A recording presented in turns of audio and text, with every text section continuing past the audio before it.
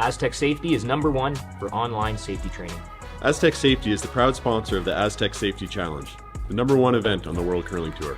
And Aztec Safety has been a proud sponsor of Team Jacobs on our quest to represent Canada at the Olympic Games.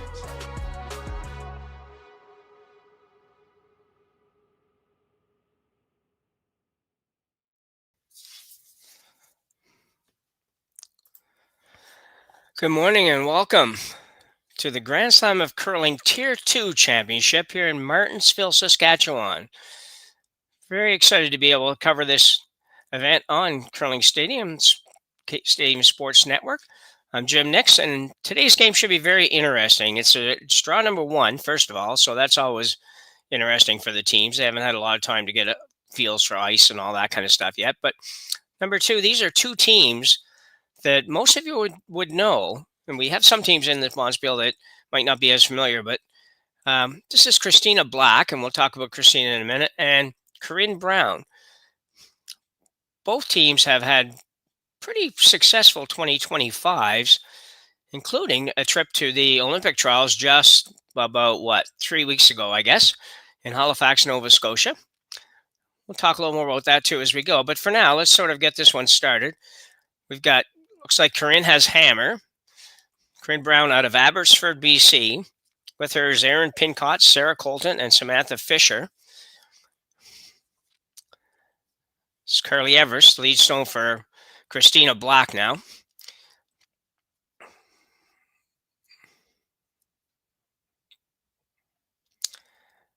Ooh, miss for Carly right off the bat. Sometimes those early misses, as I said, it's new. They haven't been on the ice a whole lot. And when they get on the ice, a lot of times, especially pregame practice, all they're doing is trying to draw the button. So some spots they just may not know real well yet. Carly does not miss. Well, nobody here misses regularly open hits, so it's rare to see anybody miss one. But very early in the end, certainly not any cause for panic at this point in time, for sure.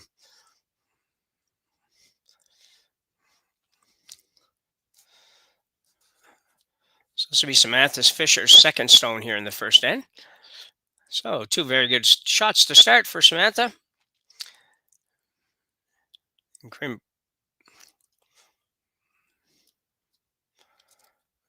got our colors reversed on the scoreboard there, but we'll get that fixed up shortly.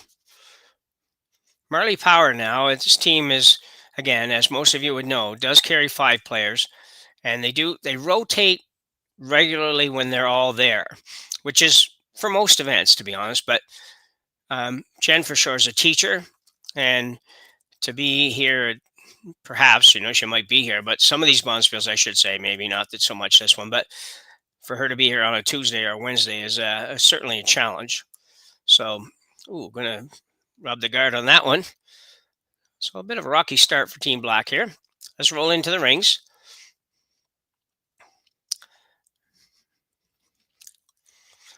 So these two teams have played each other only twice, it looks like, over the last period of time. They played at the Scotties and they played at the trials, the 2025 Scotties and the 2025 trials. Christina Black came up on top in both of those. So Corryn Brown will be looking for a little bit of payback here. Not her hometown either, but it's closer.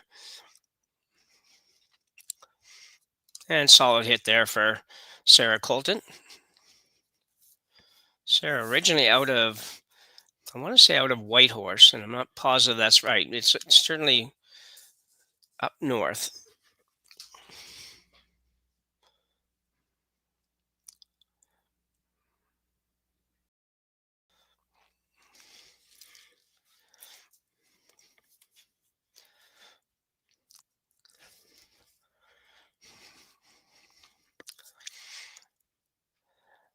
Marley Powers now with a out-turn hit. Might be trying to make the double here.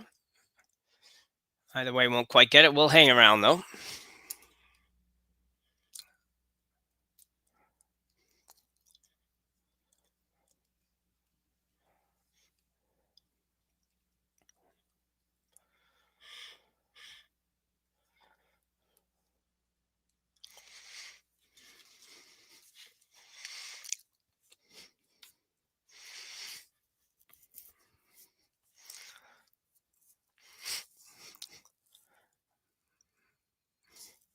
Sarah looking to hit. She would like to flop a little bit, so she gets on the rings on this. She won't. But she's still well guarded in the house.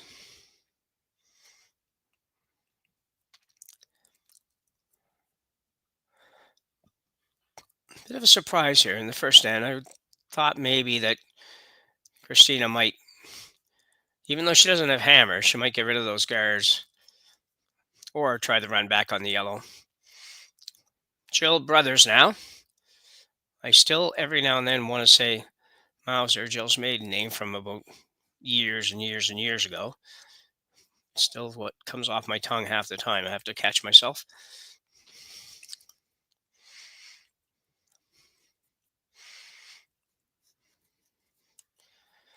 This looks pretty close. Big curl here. Oh, just a dandy. I want to rub off, but really it does a bit, but it really doesn't to any point that's a problem. Very nice shot for Jill Brothers here in the first end. Nice weight. We expect to see great ice conditions here in Martensville. We've been here a number of times over the years. I expect to see really good curl and nice finish and nice speed. Almost everybody has speed. I think the challenge is sometimes just to get the curl to be what they want.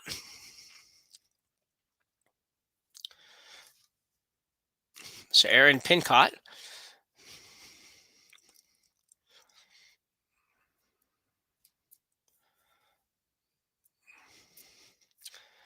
Trying to basically play the same shot, just down sit on the yellow. Not quite going to get there, I don't think. She will not. Problem for that for Brown is having hammer. It's going to be difficult to get her too.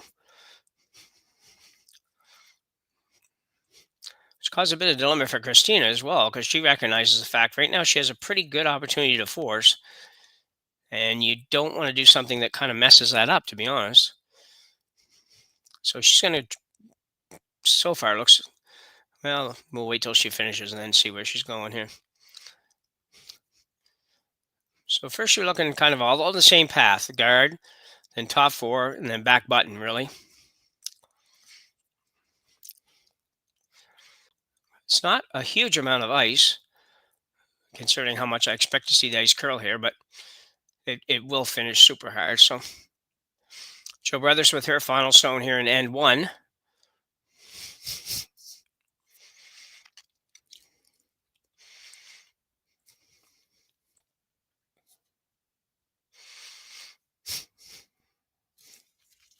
You can see the finish from the hog line, and it will go sideways. Doesn't want to bounce. She will. The danger with getting a little aggressive there. Corryn Brown now has an opportunity to go in and flop and sit two. I don't know if I love that shot option for Christina there. I think I like the little tight guard. And you might even be able to use that tight guard after. That was perfect weight by Jill Brothers. Absolutely perfect for the first end. She threw two that were just exactly what she needed for weight. So that's a good sign.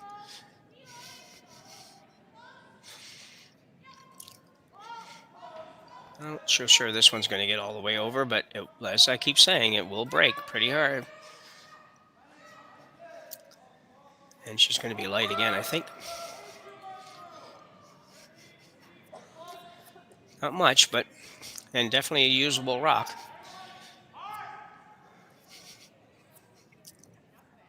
Not sure what Christina will do here. She does have an opportunity here with where that rock stopped.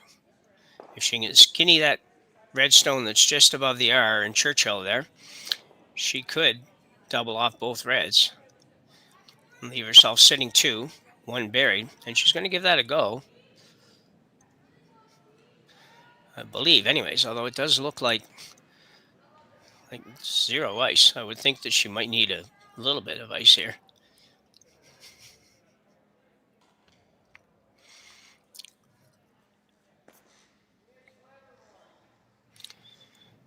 So Christina Black now with a chance to get out of this end And more importantly than get out of it, she gets a chance to maybe set up a steal here in the first end.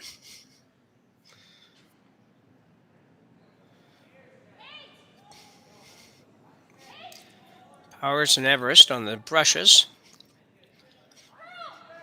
Might need to curl a bit. Well, not. Interesting there. So I have to believe that she just set it out a little bit. With the broom she had, she almost had to set it where they had to be able to back it up to be able to hit that red rock anyway. But she had to be outside of that. Not by very much.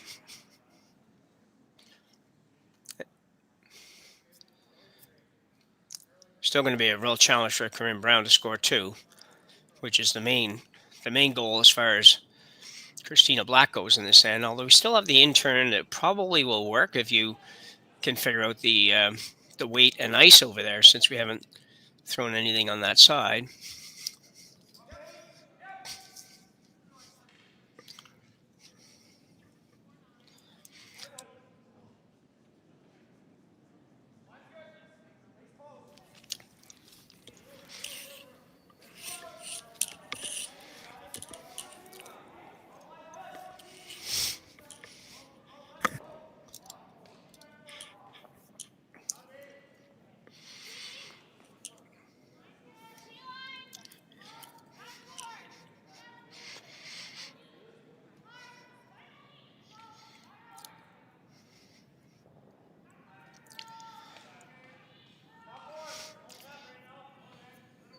Sure what this is going to do. It's going to hit the yellow. It doesn't change too much. Christina probably has to hit that.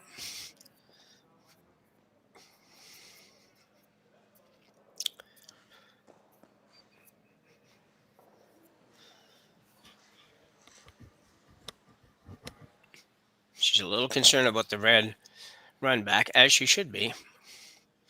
It's not real long. And there's even a couple of ways to make it. So she's going to go tackle this intern side and just leave that little tap. It's a bit of a dilemma, no question about it, because that tap is pretty simple. Really, it's just a draw to the tee line. Just tap the red anywhere and you're going to score 2.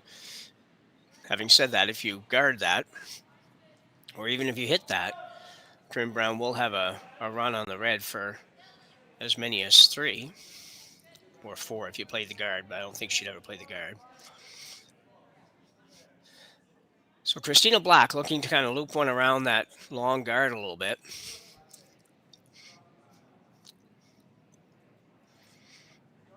Trying to make sure she takes that raised takeout away.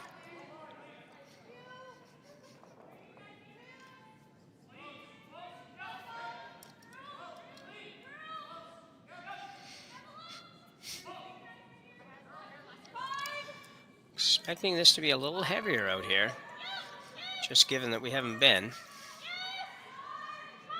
Probably were out there a little bit in practice. Somebody would have been at least. Needs some curl, I think.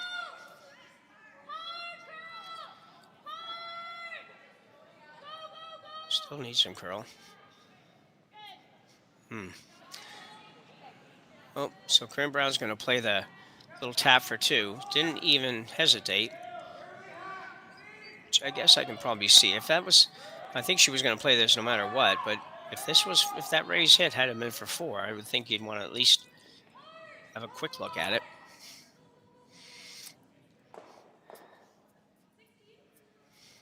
So Corryn pretty much ready to throw before Christina's even stopped there for the most part.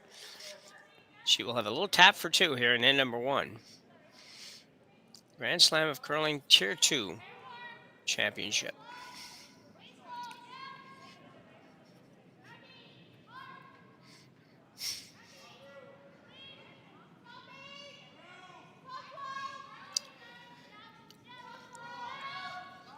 Should be fine if it's not too heavy. I don't think it will be. That's a beauty. Great shot for Corryn Brown here in N1. And she will finish with a 2-0 lead after 1 to play here in Martensville, Saskatchewan. We'll be back right after the break.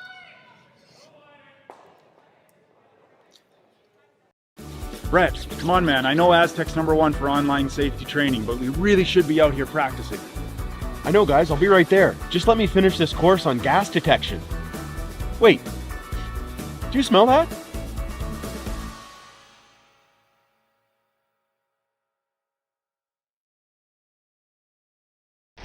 The 2025-2026 Grand Slam of Curling schedule is out, with big events happening all over Canada, like the Masters heading to London in September, the Tour Challenge from Nisku this October, the Canadian Open from Saskatchewan in December, and the Players' Championship from Steinbeck coming in January. Early bird weekend and full event passes on sale now at gsoctickets.com. Let's rock!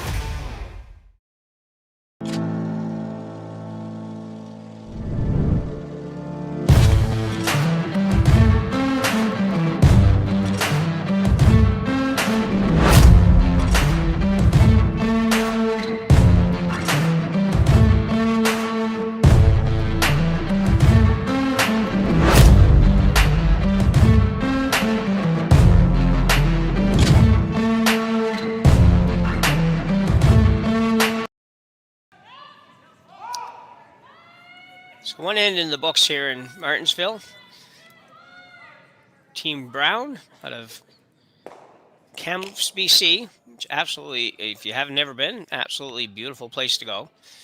With a 2-0 lead over Christina Black of Halifax, which right now is not quite as nice place to go, but it's not too bad. We don't have a whole lot of snow on the ground. We had a lot of snow on the ground and it went away. We got some more, so I'm not really sure how much there is. I've been pretty much sick in bed for a week, so.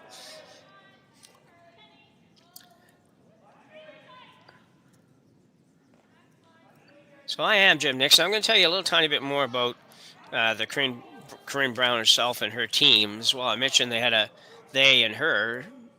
had a very busy 2025, competing in the Scotties in February. Then Corryn had her first child in May. Which that in itself, obviously, as everybody knows, would make for a very busy summer. And then participated in the trials in Halifax a few weeks ago. Not the way she would have liked the trials to go on, for sure. It's a tough competition. And she's going to get a piece, she will. And, it's only 7 games, and she went 1-6 in those games. So I missed, a little bit. She would have loved to have done better than that, for sure. But first time, she's really young. First time, and I think that's not so bad. And she may not have did super great in these trials, but back in 2012, she did go to the Winter Youth Olympics and picked up a bronze medal for Canada. So kudos to Corryn.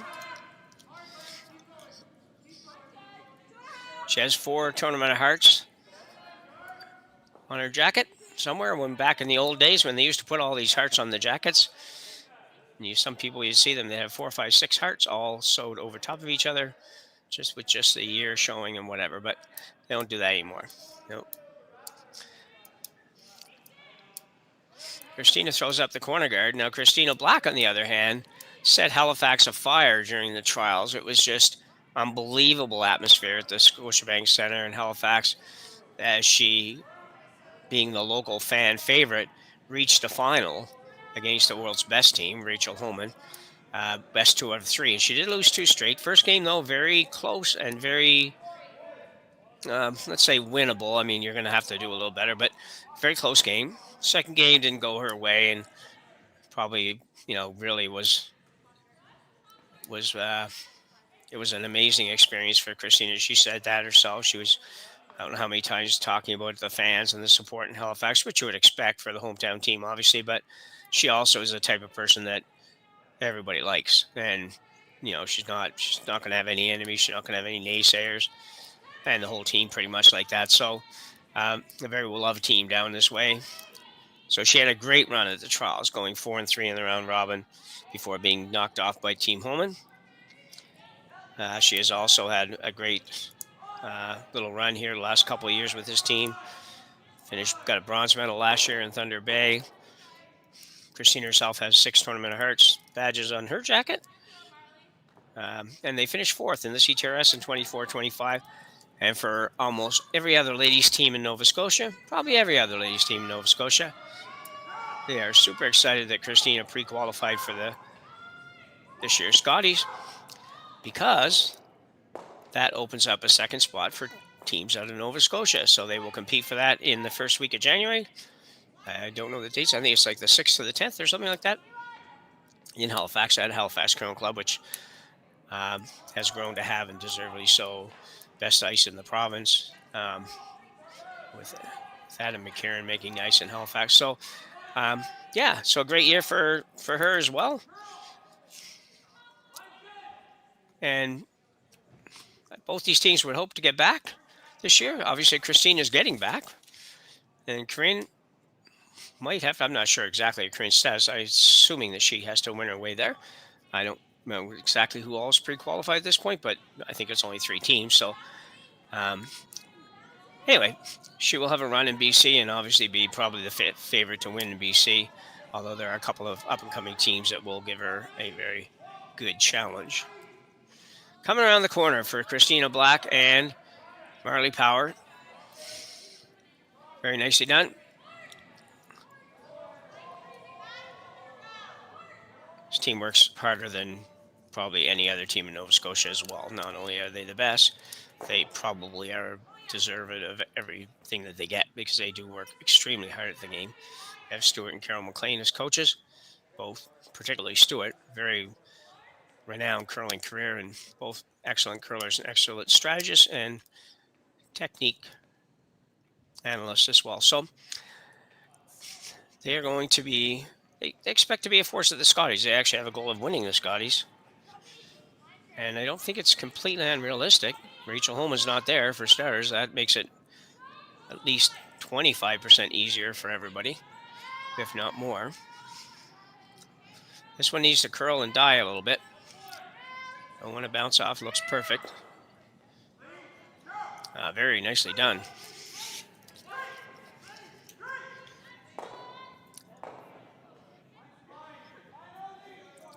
Here in Pincott.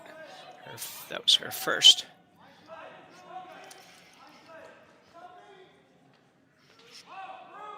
Pretty much took that yellow one away.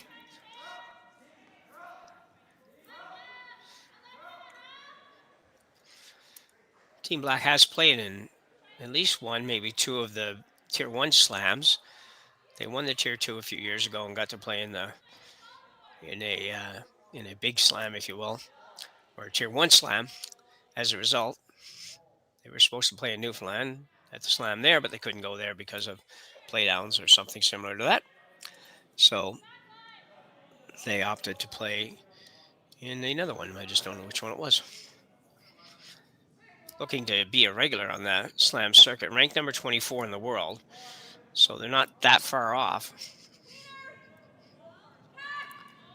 Actually, I thought they'd be a little tiny bit higher than that, but they haven't had a spectacular year, I don't think, really, to be honest.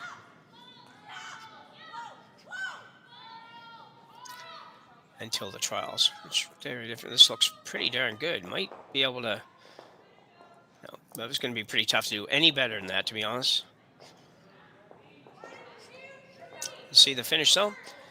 Love the ice conditions. Should be a fun week for these teams. And I'm sure it's going to be a very fun week for the Tier 1 teams as well, playing in the arena in Saskatoon. I don't know how far apart Saskatoon and Martensville are, but probably a few hours. About 10, 15 minutes, Jim.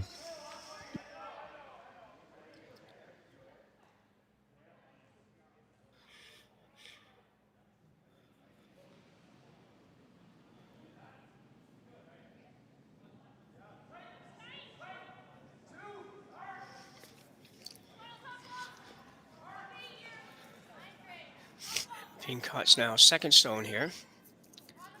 Round without hammer, this end.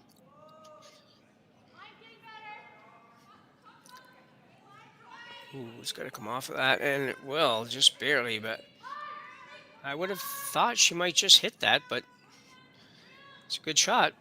Great spot. Good option if you're going to make it that good.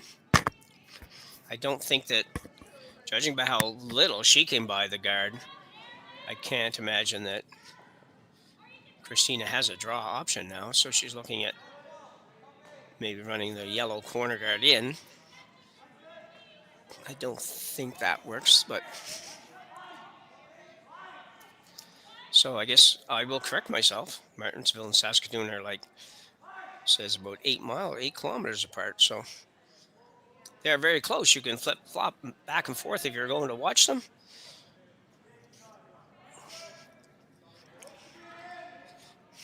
So you mentioned the teams here are all, for the most part, are teams that are looking to kind of make their way into the Tier 1, which is where, you know, the fame and fortune comes from, if you can call what the curlers make for these events fortune. But it brings them on to playing on TV all the time, all that kind of stuff, which helps with sponsorship, all kinds of reasons why you want to play there, not to mention the fact that it's the best teams in the world to get together and play 4 times or so a year, 4 or 5 times a year.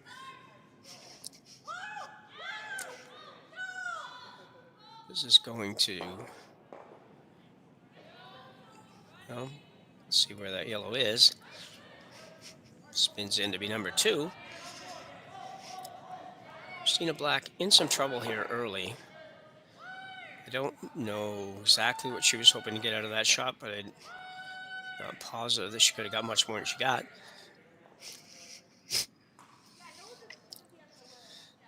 So a lot of these names you'll see here, you will recognize if you watch, or if you're a regular watcher at Curling Stadium. We would encourage you to like and subscribe to our channel on YouTube. We have 35,000 plus subscribers now on YouTube, so it's a very growing concern.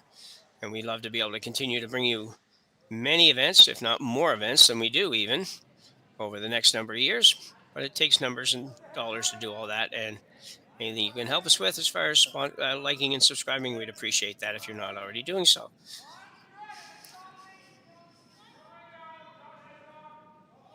Corryn Brown now. Sweeper's indicating it might be up a little bit from what the chosen weight was supposed to be. Sarah Colton trying to make it curl a little bit.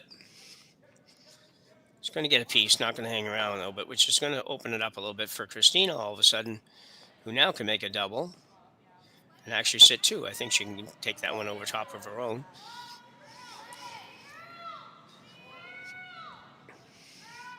So yeah, so a lot of these teams you would have seen on our events. Some of them you would have seen nationally. Some of them have been both on the men's and ladies side, have participated in the odd slam along the way.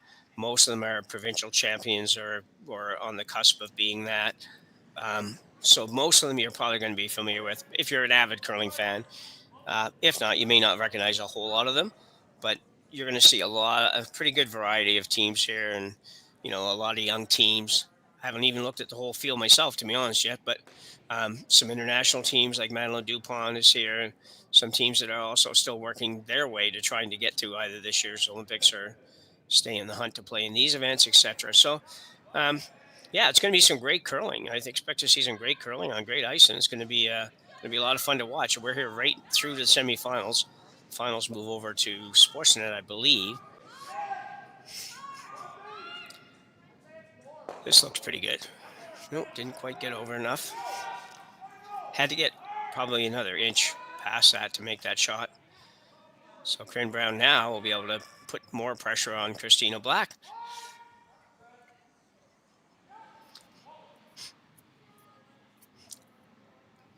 That was too bad. That was a good opportunity for Christina.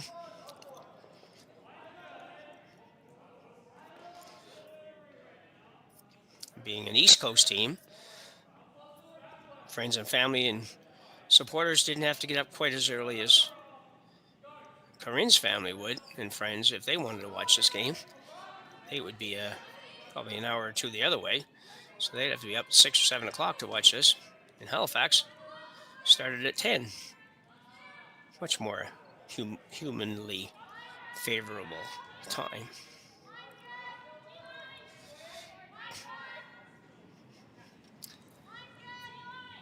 So this will start to finish here.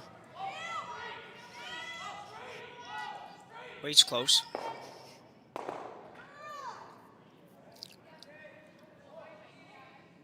And she'll stop, bite the top of the forefoot.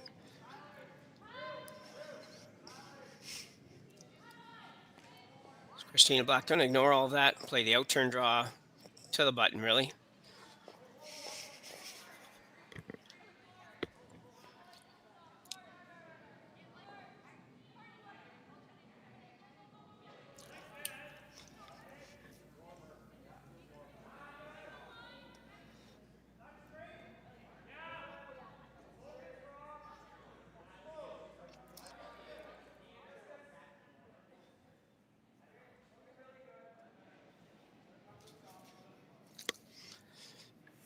Big shot early in the game here for Christina. Already down 2-0.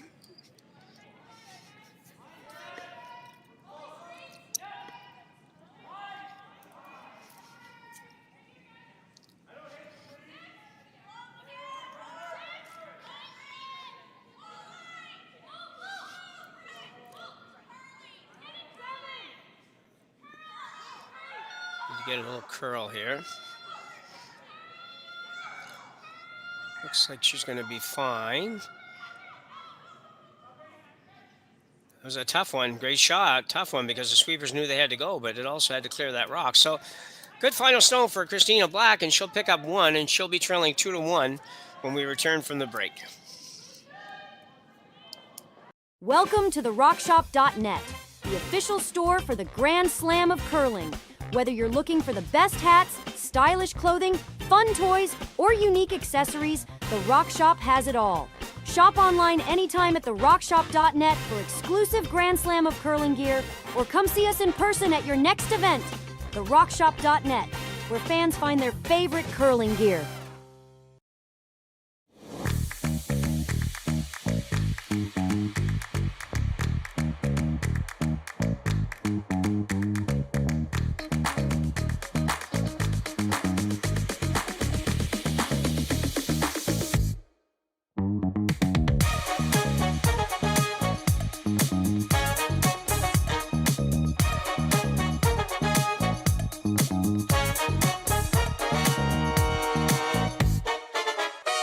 Developed over a decade in collaboration with the finest ice makers this side of the Atlantic, the Pebblehead PB5 is nothing short of a triumph of sophistication and craftsmanship. Weighing less than half its lumbering copper predecessors, yet boasting tenfold their durability, the PB5 delivers perfect, consistent ice, time after time. The PB5 by Pebbleheads.com, the apex of ice-making ingenuity for the roaring game of curling.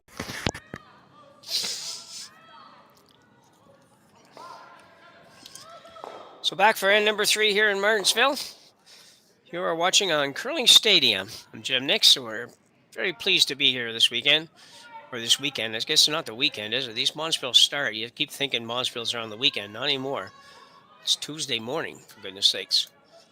And we started this one. A lot of these teams just finished playing on, like Sunday afternoon.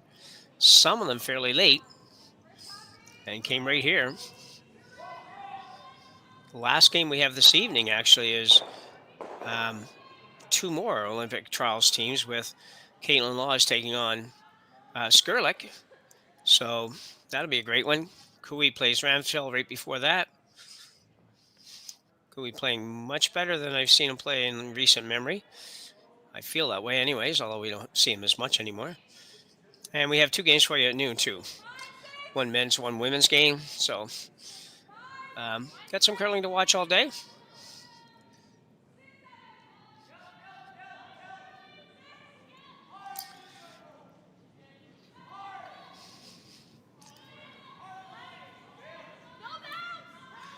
Carly Evers with the come-around attempt. Joe Brothers and Marley freeze. Perfect shot for Carly Evers. Couldn't, as they say, couldn't have carried it down and placed it any better.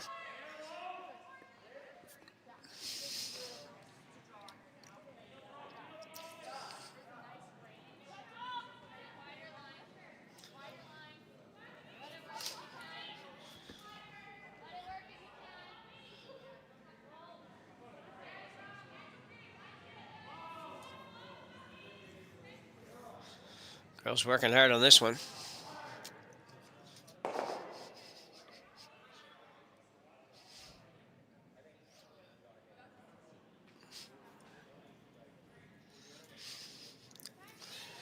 Not a bad spot.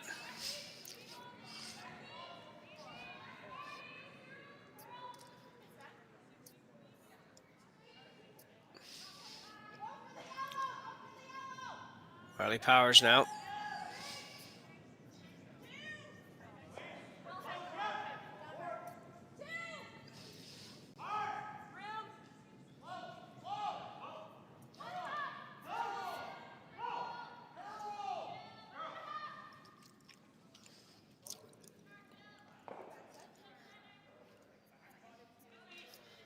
Oh, good guard there from Marley.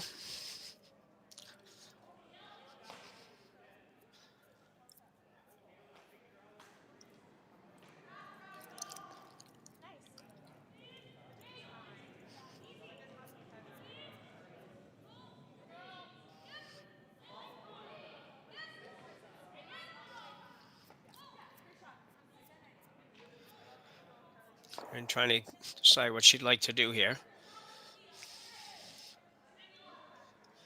I'm having to believe you have to curl, you have to peel that guard, and she will.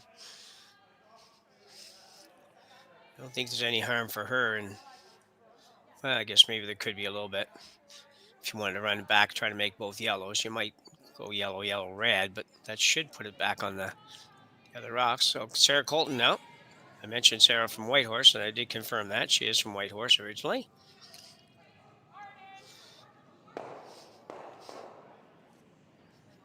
And that'll do the job. It puts another yellow in the rings, but that's not really a big problem. Going to have another look at it. Got the angles just about perfect on this. I'm going to have to do a lot on this one, just kind of a clean sweep, and she goes over the top, drives the out red, and takes out a couple. So well done. Christina now actually has to be a bit careful, obviously. Brown has shot rock, but she has it pretty well protected with the freeze and with this one.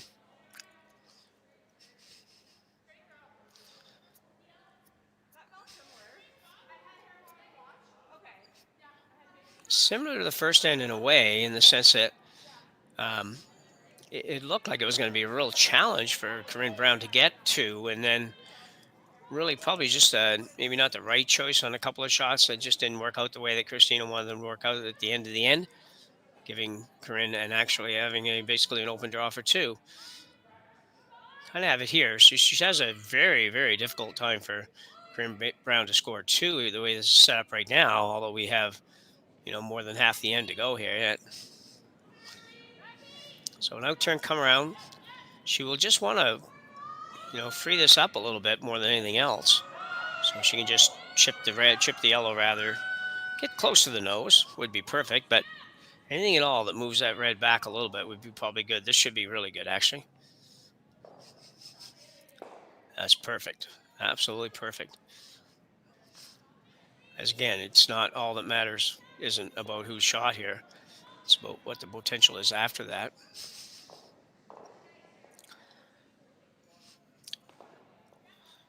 Marley's going to be asked to freeze the inside of that red. Not very easy.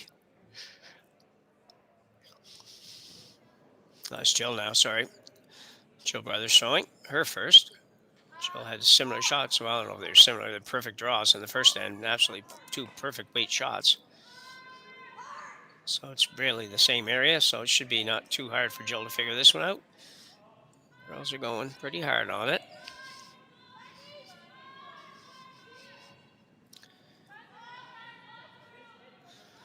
Yeah, a little light. Wouldn't have been quite so bad. If it chipped off a little bit more, would have been better. So that she at least guarded against the tap on the red. Corryn says, well, I'm going to put another one right here. And you definitely better not make a mistake somewhere, because I am going to have a short run for a big score.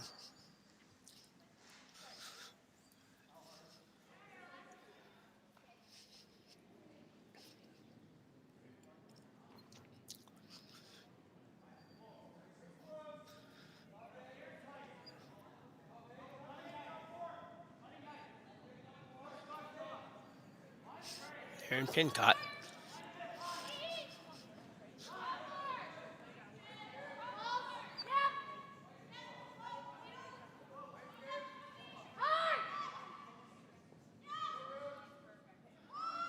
It just goes so hard here. You have to be ready for it.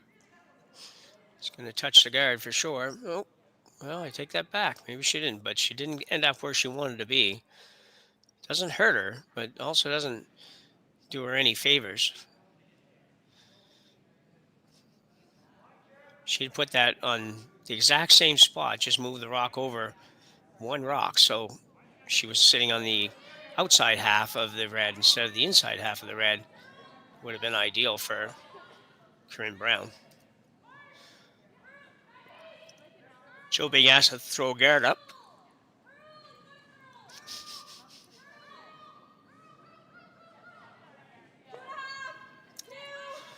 And one of these cross the top guards. It's quite often the best choice. It's also a choice that just seems hard to make yourself do sometimes. And I'm playing a long time. And I know that I still had this call. I'd still be trying to figure out, can I do this on the out turn rather than coming across like that? And she made it absolutely perfect. So it's not a problem for Jill. But for some people, it's just not, it just doesn't sit right. It just feels wrong.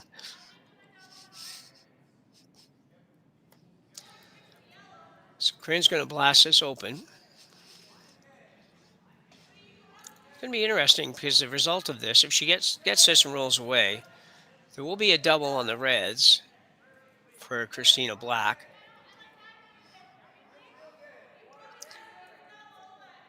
I don't think she has a lot of choice.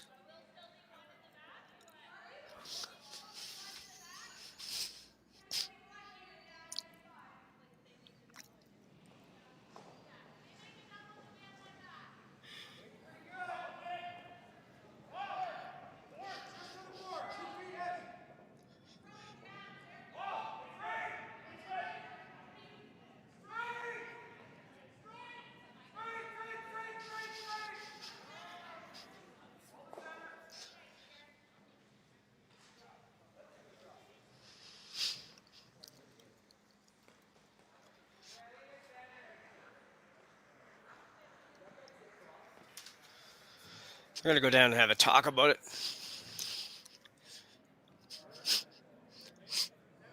Right now, it looks like red's sitting one. So if you blast that open, the question is, can Christina Black make the double without losing her yellow? And it's iffy.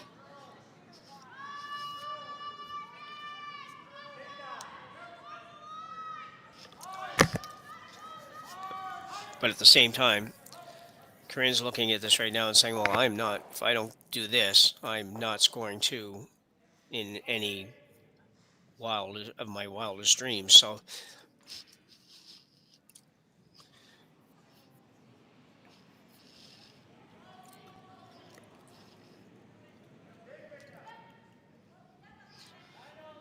here comes the peel. She will be okay. She might roll away a little bit more. I have to believe they hit that on the wrong side. I think they would have been trying to hit that on the other side. The other side was a pretty natural double. That one, we do see teams sometimes make that, particularly in the men's side, but probably in both. Nowadays, where the ice surfaces are so quick and the striking bands are so lively and all that kind of stuff. So sometimes they can hit them on that side and still bounce that second stone far enough, bounce it 3 feet or something, which would have been all they would have needed here.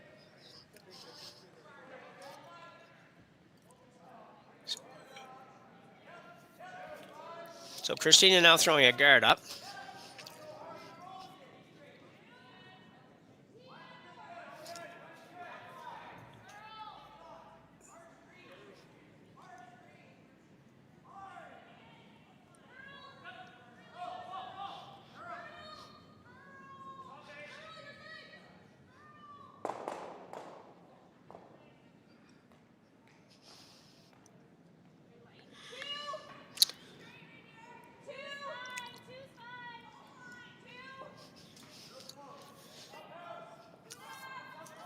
Looking for the center line here. Don't want to go past the center line. Might be hard to get it to stop in time. He said, "I right about now." It's fine. And probably now figures, well, that's not going to work. Don't have enough rocks left to do any more peels. As long as she's confident that she's number one, I don't know if I would. That's the part that I'm wondering about a little bit. Is she number one or not? But it certainly looks like that on the overhead. If she is, I think I'm probably going to have to think this hard before I go out and just open it up again.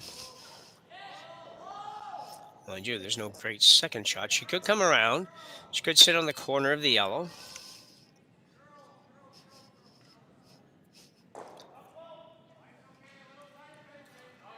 Which would give her, maybe even if she had to, that might give her the long run with the red that's way out front there.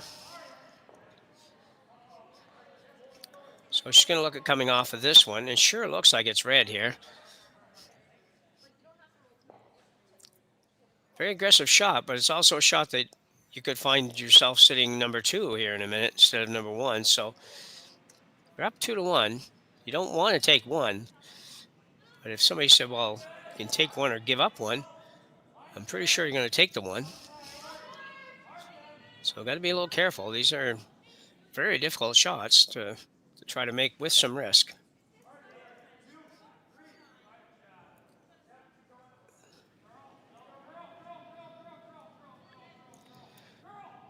So Corryn Brown playing the in off.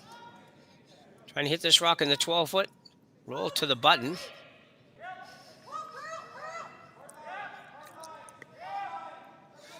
It'll be close. Just not enough.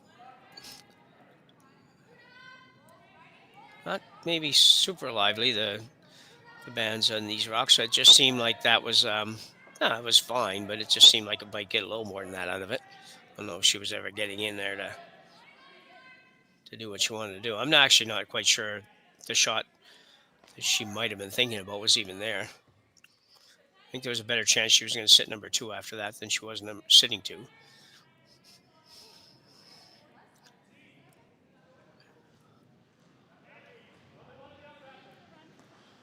So it looks like Christina Black's just going to try to take this draw away for two.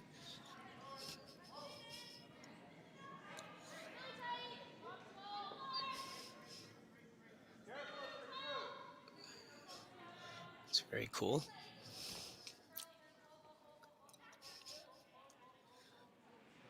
Just bringing all the new fancy angles here on Curling Stadium.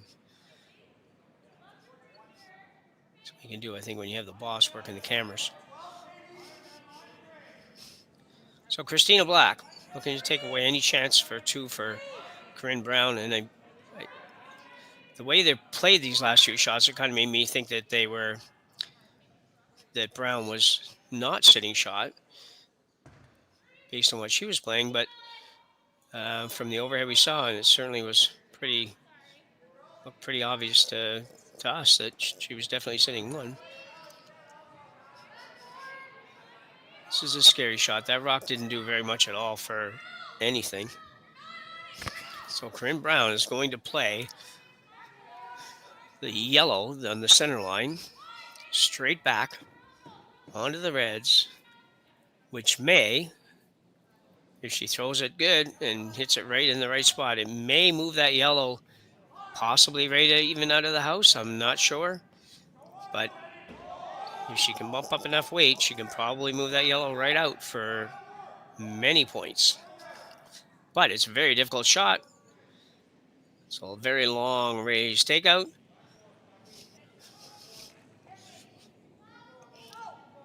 And it definitely has to curl. In the neighborhood? No, not quite. She certainly had the weight really well. That was a very nice throw for Corryn as far as weight goes, but looks like Corryn Brown, we're pretty confident, got one there, and she will lead 3-1 after 3 innings of play here at the Grand Slam of Curling Tier 2 Championship in Martensville, Saskatchewan. Hey Mark, you ready for this game tonight? Yeah, I'm excited, man. Cupsy, what are you doing over there? Don't worry, boys. Was just on aztecsafety.com, took a fire extinguisher safety course. Paul, I'm putting out the fires from now on. Woo!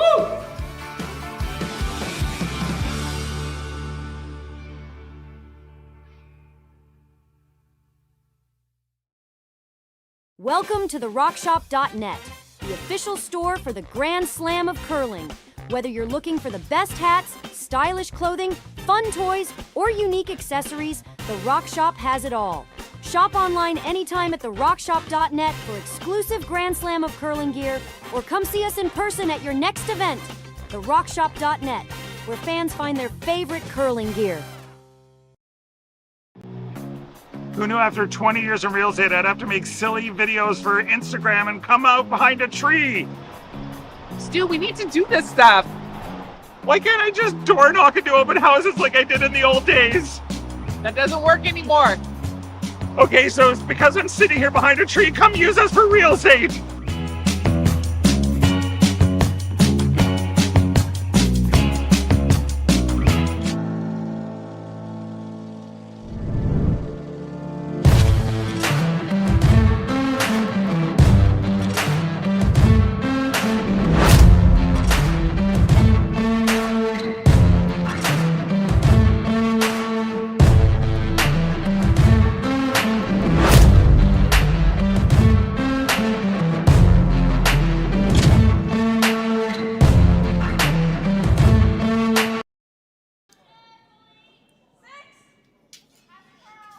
We're back.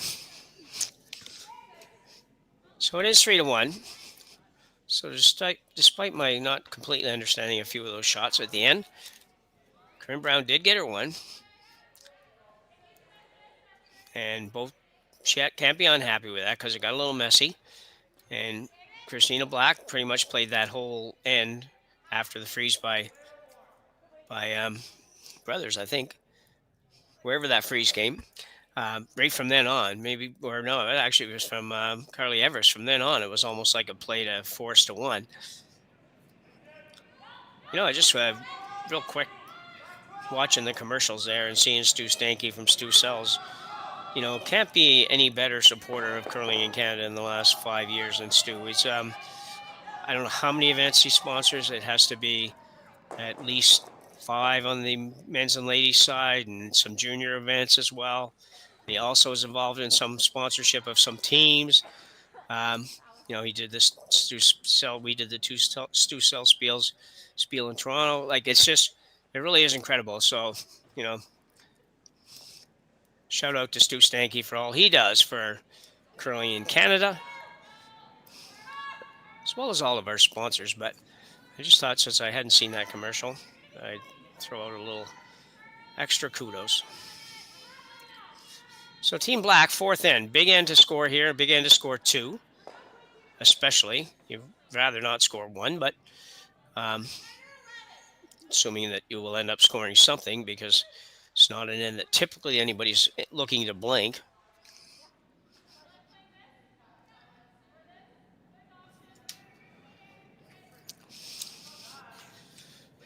Sarah Colton, I remember when Sarah played junior and went to several national events. She was very young. She's only, 32 or something now.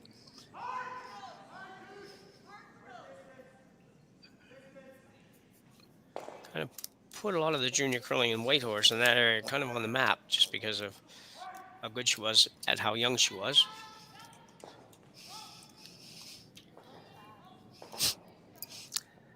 Pretty wide open affair so far in this end, very different.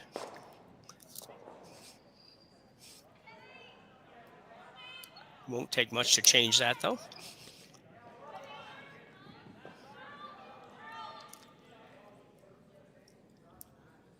Trying to get a little curl on this one from Marley, and she'll get to the nose, basically, and that's about it.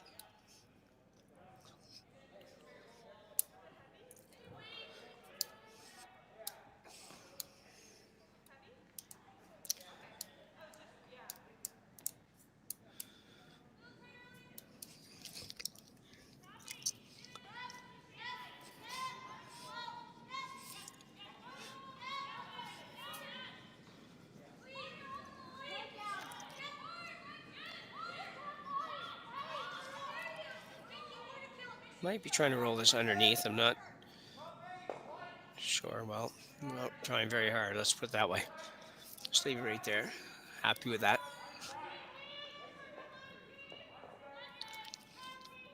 Black now, same shot. Very little ice. So even though this ice has really nice curl, with a little bit of weight, it doesn't do very much at all. I've seen that a couple times now. Certainly haven't seen anything over curling.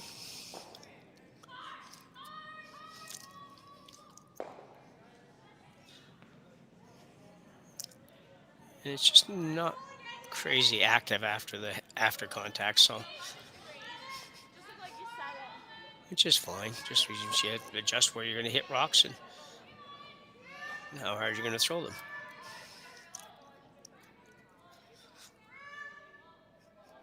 Rock is gradually working itself so that it won't be in the rings. If she hits this on the nose and Christina hits on the nose, I'm guessing Christina's shot would be out of the rings.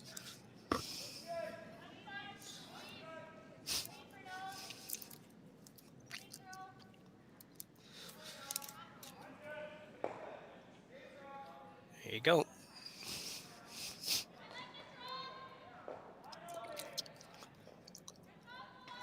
So Christina figures if I'm going to be out of the rings by hitting that, then I might as well just draw. She'll ask Marley Powers to play the out turn. Come around. Are we still at Marley's shot or are we at Jill's shot now? We'll have to check here in a second. They just looked down at the rock counter, but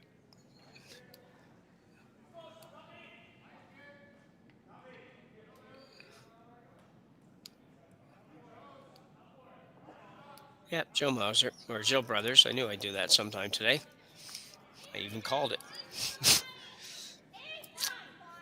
Sorry, Paul.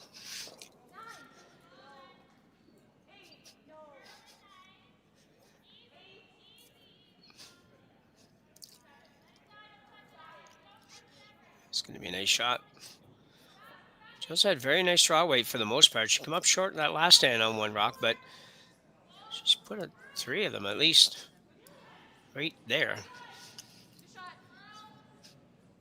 Might not have wanted to be quite that deep, though, to be honest. It does make it a little bit tougher sometimes, as we saw the last end when Curly froze on the stone. Same idea here. If these guys were able to, if Aaron Pincock could set this right on that, going to make a deuce very difficult.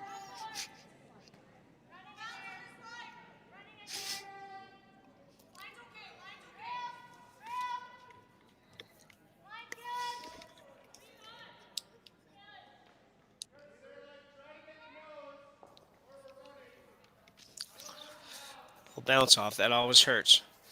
Last weekend it seemed that's all we talked about. All I had talked about seemed like anyways, where those shots that were thrown just probably a foot, maybe 2 feet heavy. And they'd be almost perfect, but they would just do like that. They just hit and bounce off. And as soon as it does that, it becomes accessible for the other team. And worse yet, accessible with a very good opportunity to just flop behind the guard yourself.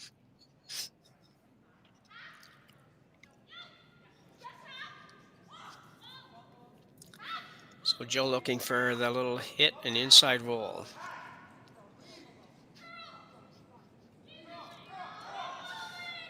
Curly trying to carve it over. She will get it over maybe enough. That's nicely done. Almost didn't get there. That little extra weight, they just don't go too crazy. Carly had to work pretty hard at getting that one over. Otherwise, she would have just left a very easy double.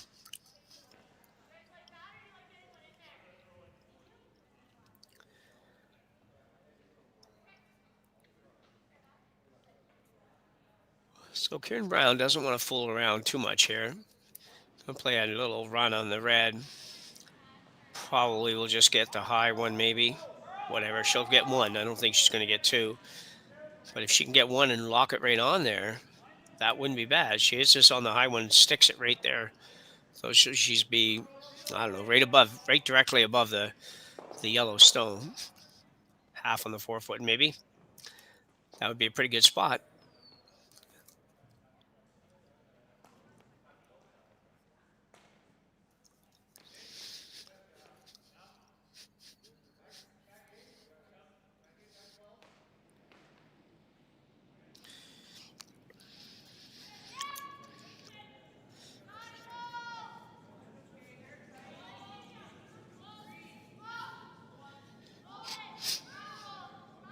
let's go over curling.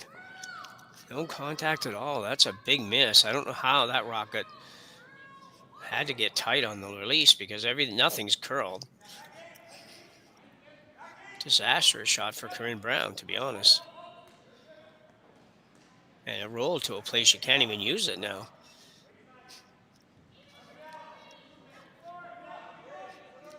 If Christina Black can lock this one on, right on top of the yellow, well, they're both yellow, right on top of the right-hand yellow as we look at it on the overhead, or the left-hand yellow as we look at it on the long view, then I'm not sure how I don't know how Corryn is going to get out of this without a minimum of 2, maybe more. It's not really close, that last shot. So Christina Black now, in-turn draw.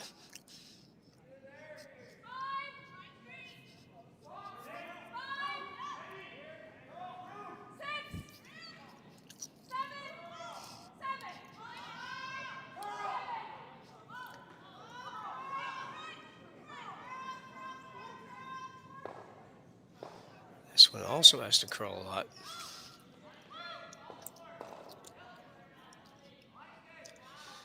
Should work out pretty well. May leave a double though. Yeah, okay. So she can't get any kind of inside roll, but she's got a fairly wide open double. She just has to figure out exactly what happened on the last shot and be confident that she knows, because she sort of has the same shot in more or less the same area. And the last one hit on the low side on the inside, which you can't do here. You're going to hit the red guard. She's not taking any ice either, so I'm going to assume that her last shot she threw well inside the broom. Because to be honest, this one, if it curls an inch, she hit the guard.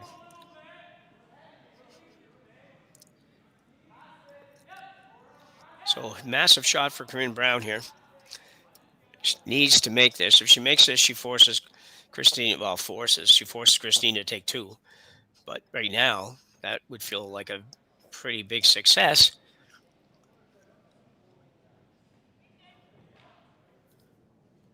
We did see Christina Black go whizzing right by one a few wins ago. She's going to get 1, but maybe only 1, and she will. It's one of those shots that are just a little bit tentative to play as tight as you need to get by the guard. So Christina Black with a great opportunity now for 3 here in the 4th end. Just to draw to the, full 12 foot's all she needs. And she just put one basically T-line, so should not be a difficult shot for Christina. It's always nice when you get to throw that same shot twice. Maybe not all the time. If you miss one real bad or something, maybe not. But if you've just made a draw, let me put it that way. If you just made a draw and you can throw the exact same draw again, that feels pretty good generally.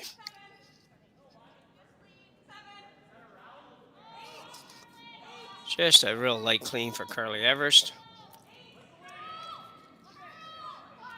Both these ladies play some mixed doubles. Carly is a fiance of Luke Powers. They play together. It's very successfully. Great shot for Christina Black. She'll pick up 3. She'll take a 4-3 lead as we reach the halfway point here in Martensville.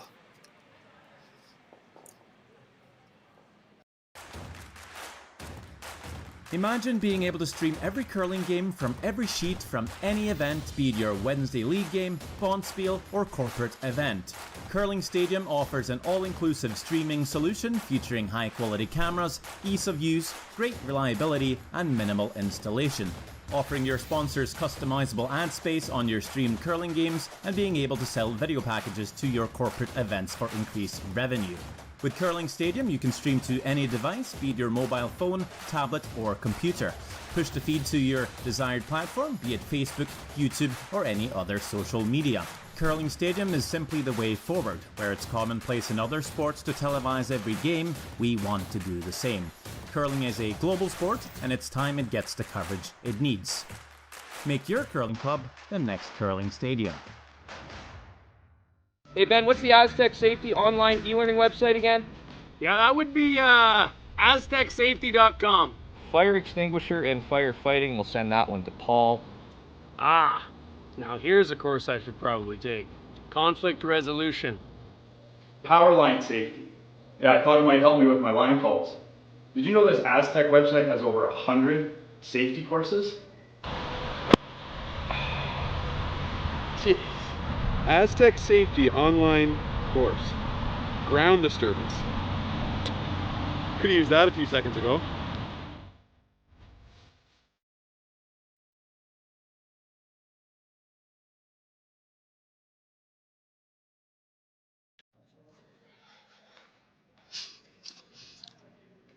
So just about ready to start in number 5 here.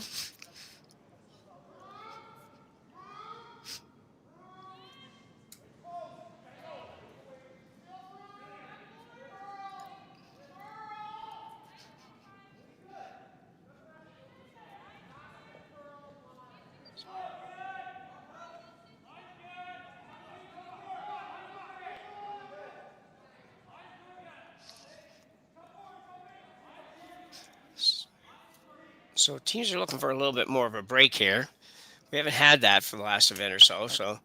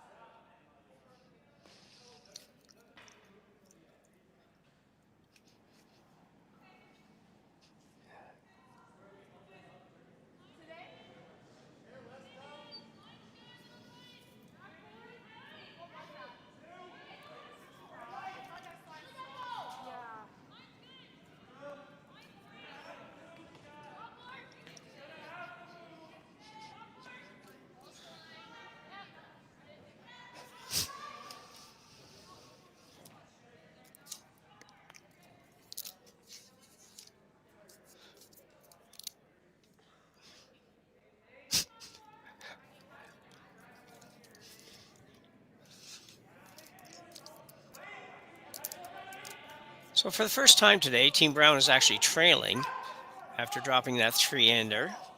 Had a couple opportunities to get out of it. You hate that when you have a pretty good opportunity to kind of create a little bit of relief, if you will. But it doesn't always happen. So Team Black in the favorable position right now of up 1, playing 5 without. In theory, you control kind of the rest of the way. You have 2 hammers to 2 hammers, and you have hammer in the last end, blah, blah, blah. So overall, good position for Team Black right now, but a long way from being in total control of this one. It's about as close to being on the pin as you can be, I think.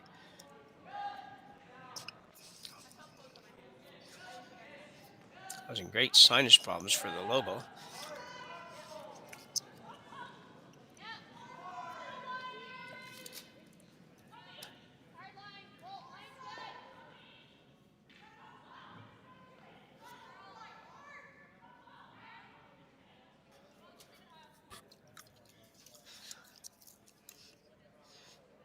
Yeah, a little short guard for Brown. Problem for Brown every time is that with the hammer, it always seems like every end is going like this, where it just gets too messy in the middle. Might be true for both teams, to be honest, but Marley Powers now.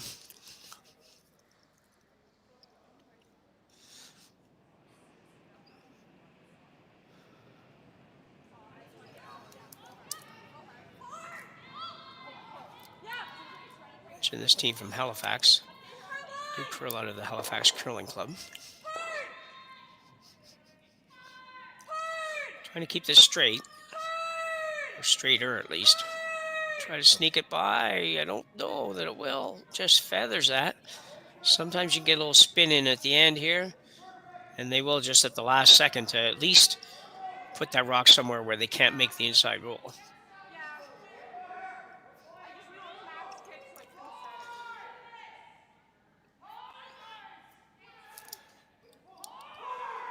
It's a very long time skip.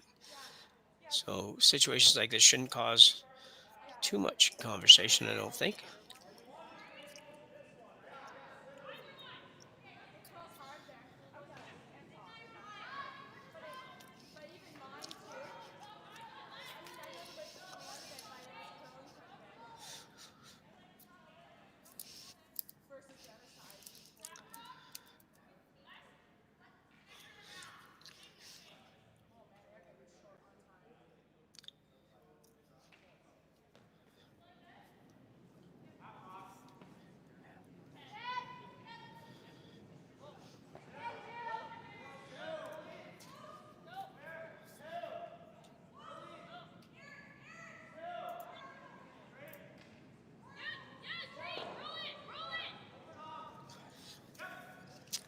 That's a good shot.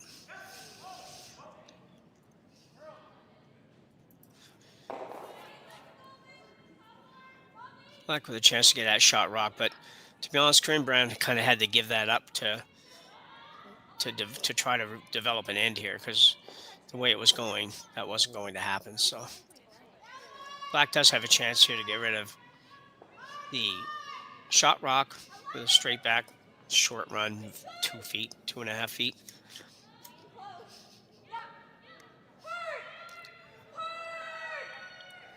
This is probably going to be fine. Needs to come up a hair more to stick it. Good shot from early. As long as you hit that one anywhere nose to 3/4 to maybe even almost a half, you probably would have made that, but it wouldn't have always ended in the best place. So opportunity for Corryn Brown now to really move a couple of yellows. Roll to the wing a little bit. Oh, maybe she's going the other way. See in a second.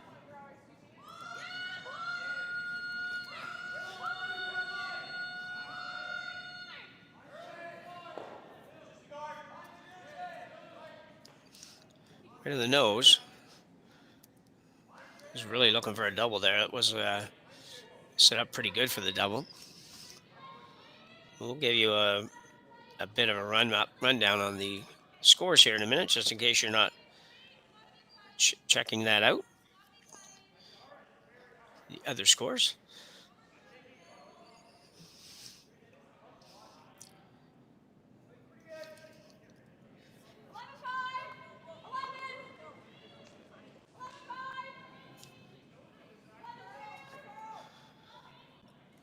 A little hit for Jill here. She'd like to hit and stay more or less right there. Roll a little further than she'd like.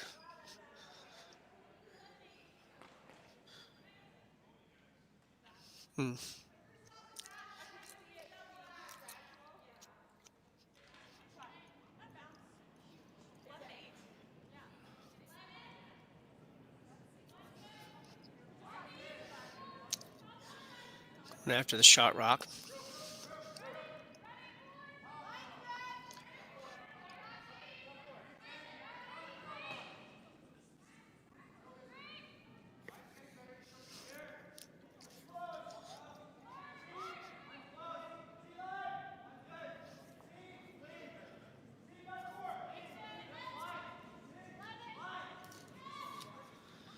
Sarah Colton working on this one. Don't want to just touch the yellow. That's very nice.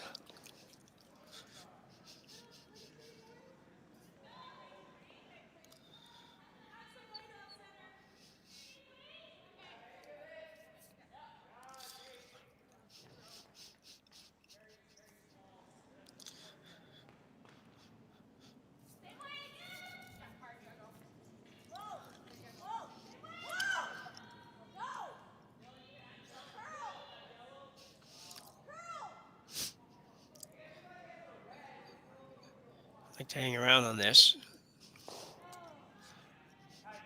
Shot for Jill. Sitting pretty nice for Team Black right now as far as the potential force goes.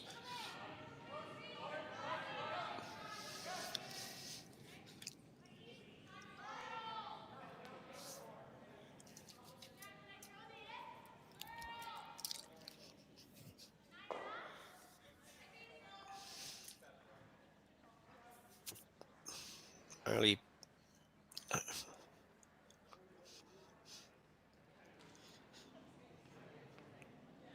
Aaron Pincotts.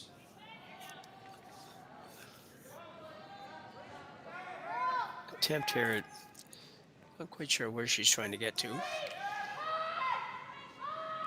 Might not, didn't hit that at least. So she's going to have two that are second and third in pretty good positions. Not that easy to move them both. Probably can get one. Might be able to get one and roll into sit two all together. See Jill there moving the, so indicating a roll to maybe bite the center line sort of thing. Don't want to roll too far.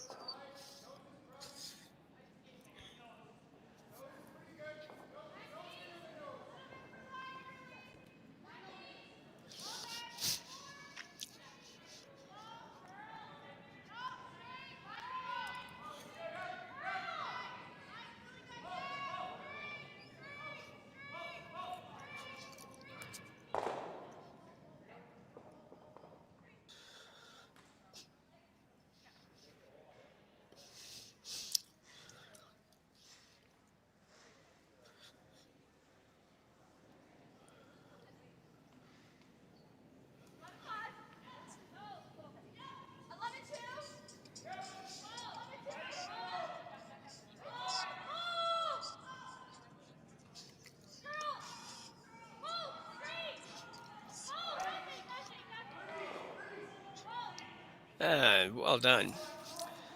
Just high enough that the double becomes a challenge at best. Corryn's not going to even look at it.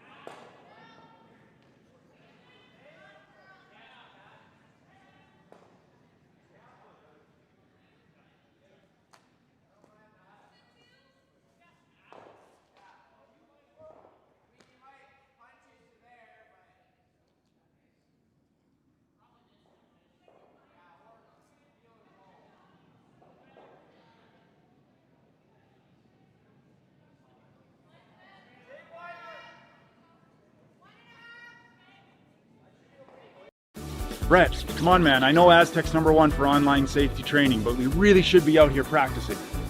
I know, guys. I'll be right there. Just let me finish this course on gas detection. Wait. Do you smell that?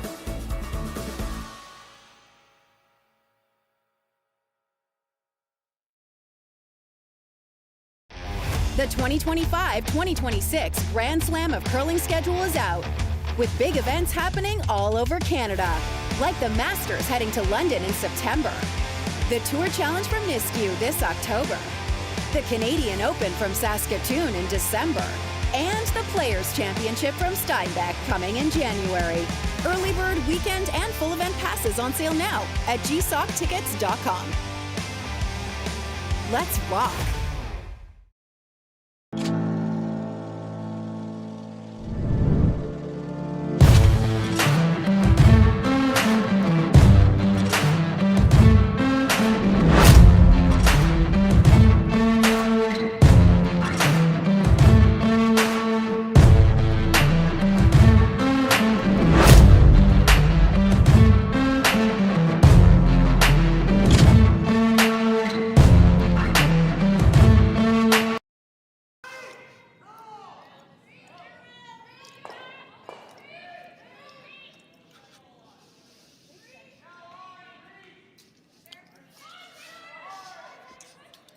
So Corryn Brown, with some struggles here on hits, last couple ends, is facing a 5-3 deficit now, playing end number 6. She does have hammer. She's desperately needing 2 points in this end to tie this up and put herself in a good position coming home. Not sure what's going on there. Corryn's a really good player. We all know that, and she shouldn't be having quite this much trouble. But basically has had a couple of misses and then a rollout, which I'm sure has him a bit baffled. Although we're not hearing what's going on the ice, obviously, but I'm not seeing anything that looks like any great discussion. But perhaps between ends, they talk about that and try to sort that out. Just don't bother going there during the actual end itself. Just look a little quiet to me.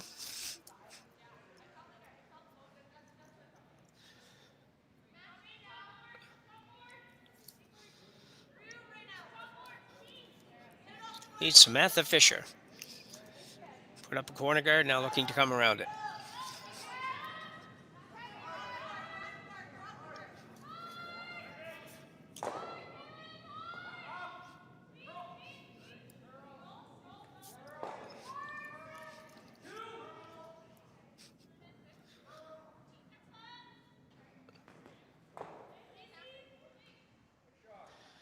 It's a good shot, a little deep.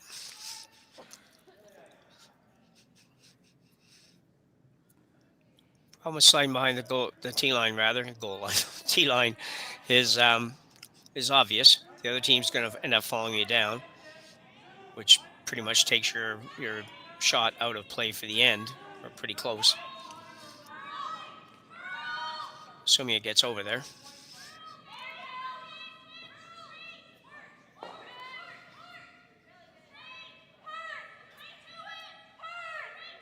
And this should be good. They like to get right back to the red. And they will. Very nicely done by Marley Powers.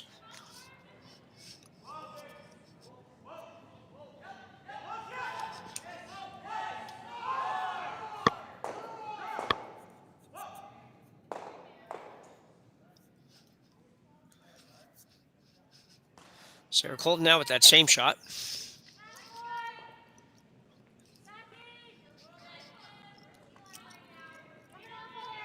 Beaver's indicating maybe up a little bit. Still up. There it goes. Needs to get over there. And bounce off. And same thing we were talking a little bit ago. That's just, it's not helpful, to be honest. Just probably was, probably 4 feet heavy. Somewhere in the neighborhood of that. Marley Powers up to remove that. Marley has pretty well an overall game, but certainly a very strong hitter.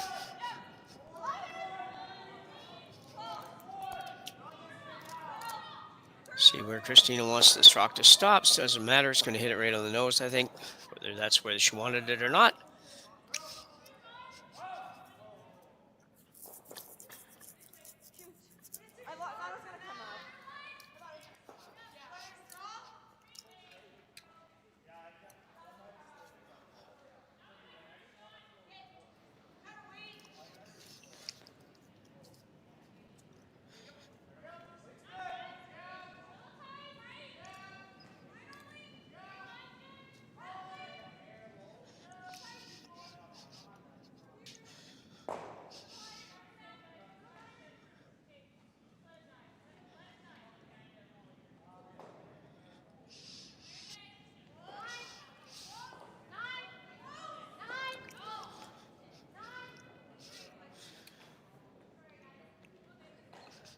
You get a piece, might get them both. Want to hit a little more of that. Get rid of both yellows.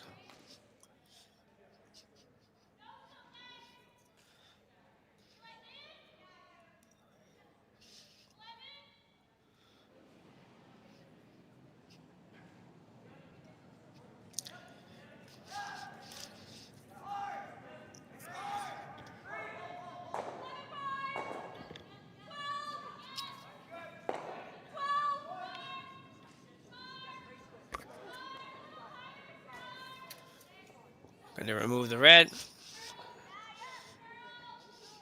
And roll a little bit to the right. Well done.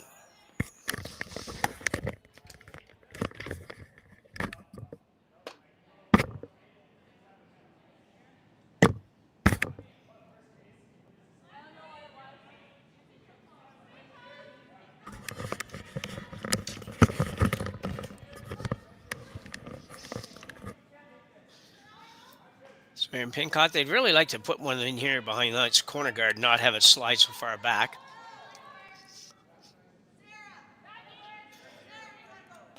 They'd like to be shot too, though. That's the other part of it.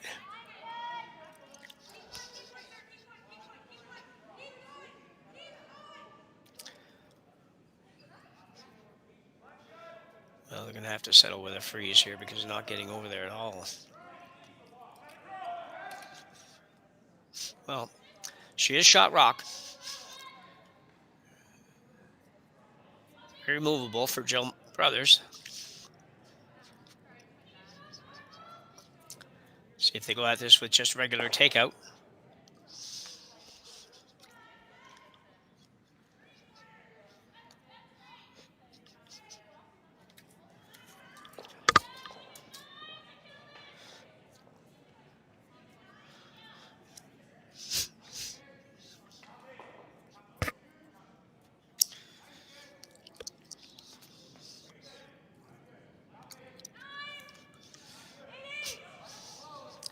Jill a solid hit weight here.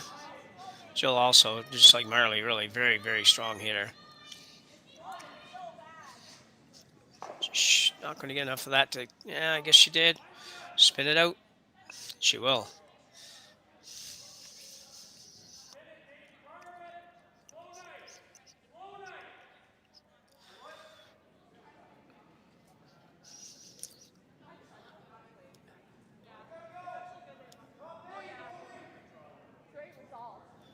So another opportunity. They've had several opportunities to try to bury one behind this corner in a place that is much less accessible to Team Black. Just haven't been able to quite figure it out.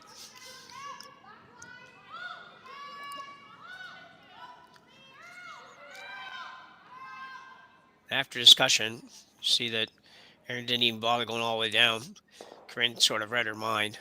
I think they feel like they just aren't getting there on that in-turn around the corner, so even with hammer, maybe it's best that they take a shot at coming around the center guard, find a little better curl, and bury one in there.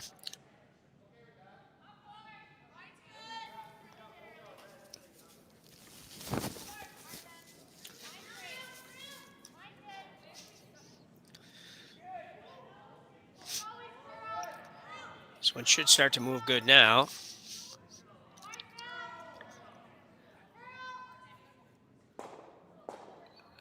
Probably need to cross the line. maybe could have waited a little bit longer on that. They didn't really need to sweep that far, but I'm thinking that if they had just kind of got on that just a little bit later, maybe just a little bit of a lighter clean early, that rock stops 2 feet less and curls 3 inches more, it's going to be much, much more difficult for Team Black. Those are the difference makers on this level. If you have two people that sweep, no disrespect to the sweepers at all, because it's team shot. But if you have a couple people that can kind of wait on that a little bit longer, catch a little more of the curl. I know that you have to help them over there sometimes, but occasionally, as our colleague Sean Joyce said on the weekend, sometimes in an effort to get the weight right,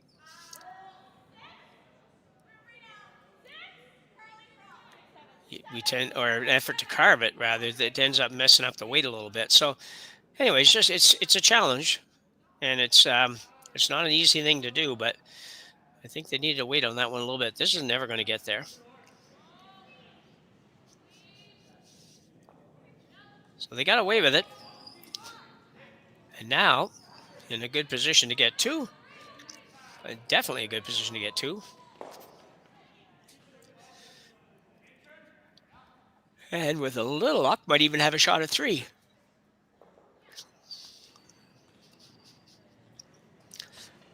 Neither team real sharp here this morning, but understandable. I don't know what either one of these teams has done for the last 2 weeks since the trials, but I'm guessing that they've been throwing, but I'm not so sure they would have been playing very much. I would think in most cases, not all cases, teams after coming off something like that would love to have a little bit of time off. So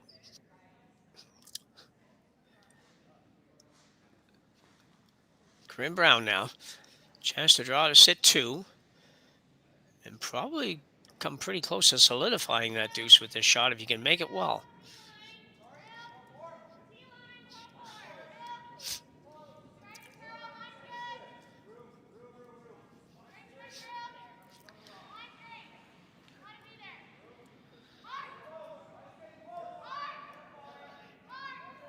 I guess it's pretty good.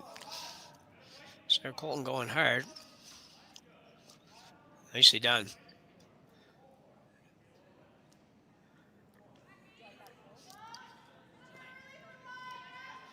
Well, definite problem for Christina Black.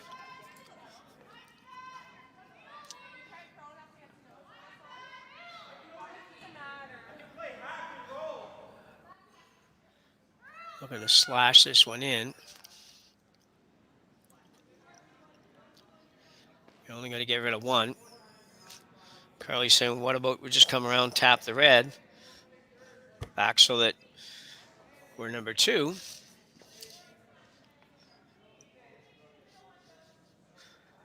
Either shot, both shots do the same thing, I think.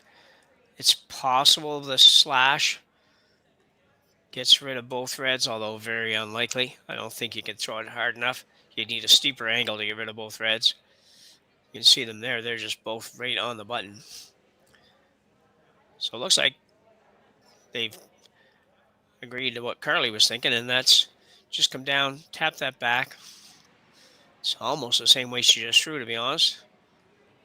Got to find the curl, though.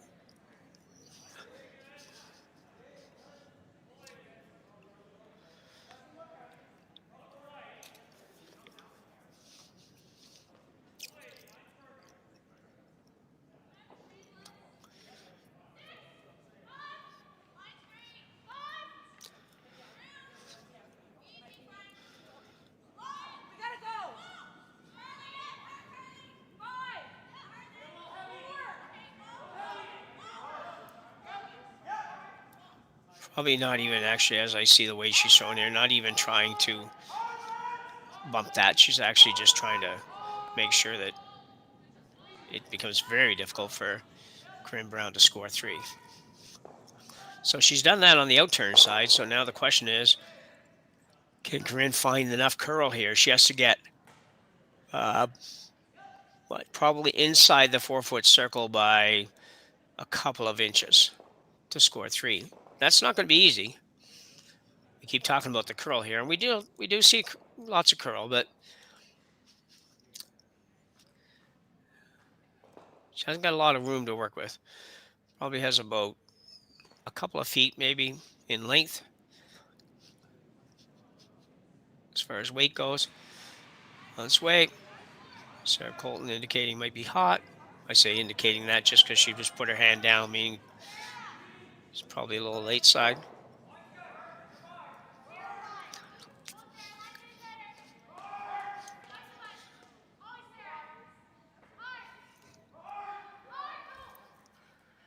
Not going to quite get there, I don't think. So anyway, but a big deuce, so for Corryn Brown. And she will tie this one up at 5 after 6 ends of play here at the Grand Slam of Curling Tier 2 Championship in Martensville, Saskatchewan. Welcome to the RockShop.net, the official store for the Grand Slam of Curling. Whether you're looking for the best hats, stylish clothing, fun toys, or unique accessories, the Rock Shop has it all. Shop online anytime at therockshop.net for exclusive Grand Slam of Curling gear, or come see us in person at your next event. Therockshop.net, where fans find their favorite curling gear.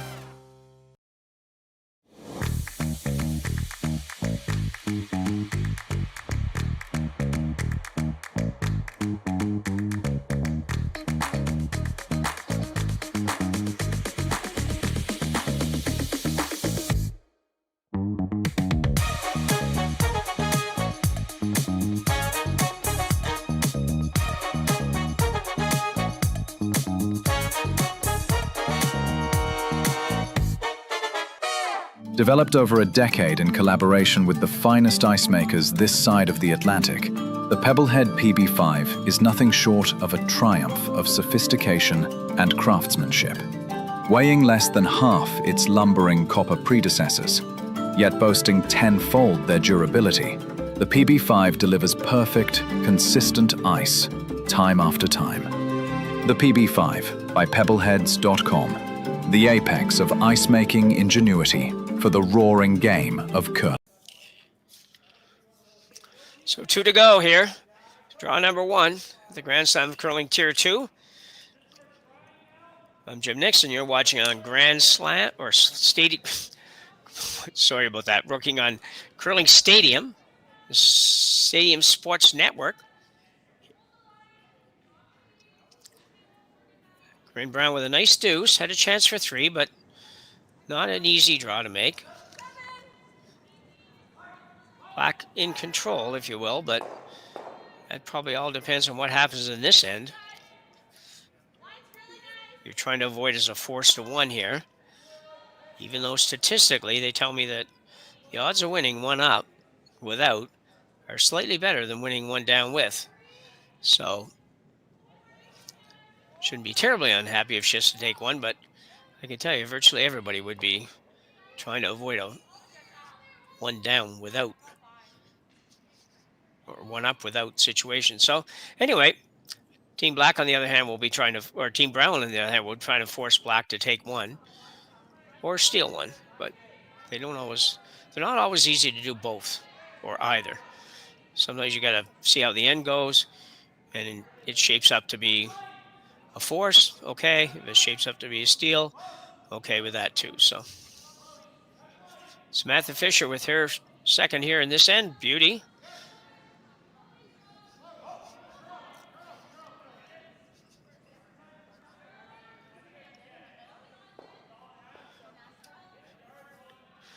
Carly Everest, lead stone for Team Black.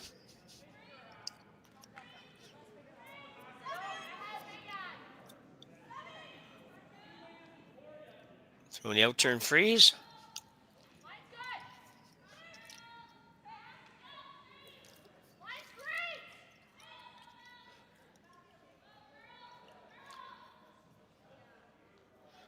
Joe trying to get it to hop in there a little bit. She will.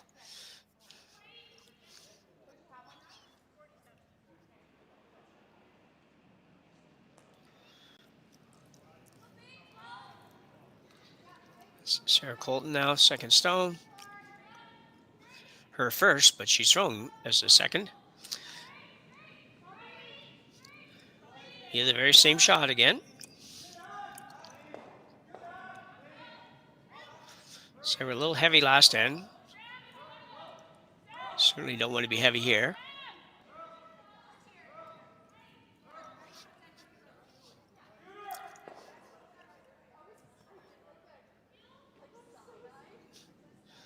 Not a bad result.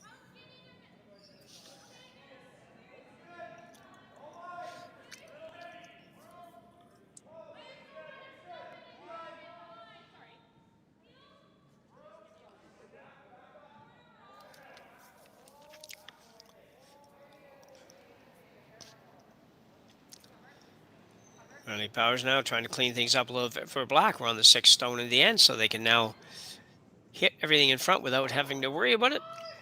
She'll peel the high one off.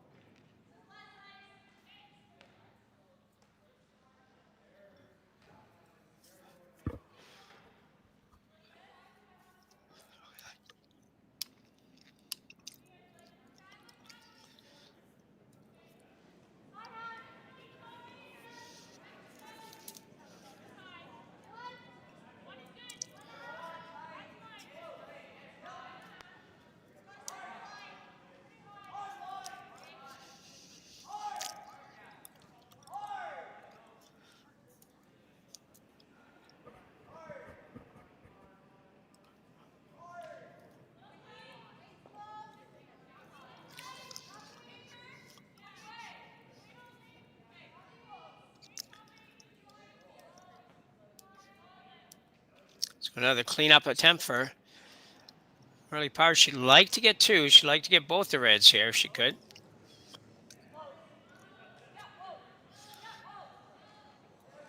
It's close. There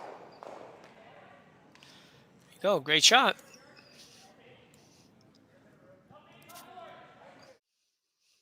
You'll have another look.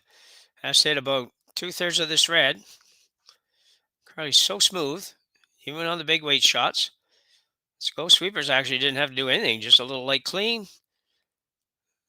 Made Christina's job easy. Bang on the red, on the yellow, on the red. So did a lot of things. Got rid of that center guard and also got rid of the shot rock. Still good position for Corryn Brown though. Got a couple of long guards. They're not hers, but they're guards. And you got a red corner guard, which is probably not going to matter to you, but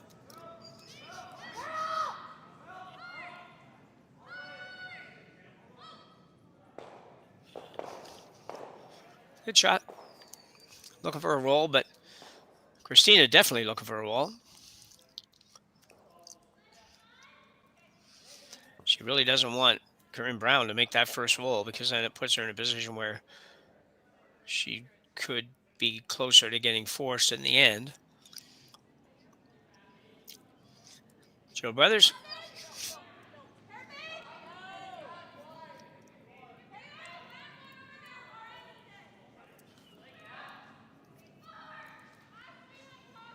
She'll be right on the nose, I think. She will. Well, again, as the rock edges its way up, at least somebody gets a roll now. It's still got lots of the house to work with for the opposition, whoever it is.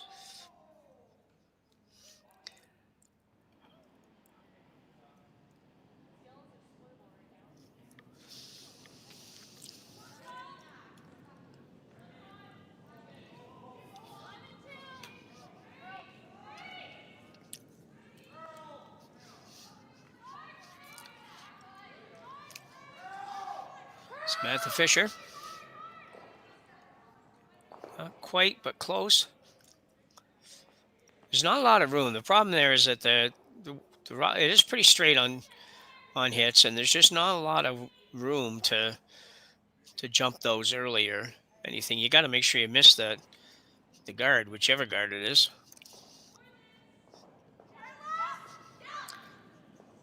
And it doesn't make a big curl or anything, so it's hard to get even the inside roll. Maybe on this one, although she's going to be really close to her own guard as well, and she will probably touch that, end up with what it looked like it was going to be all along. So fortunate for Jill that it didn't hit a little bit more of the yellow. As Christina laughs a little bit in the background with her.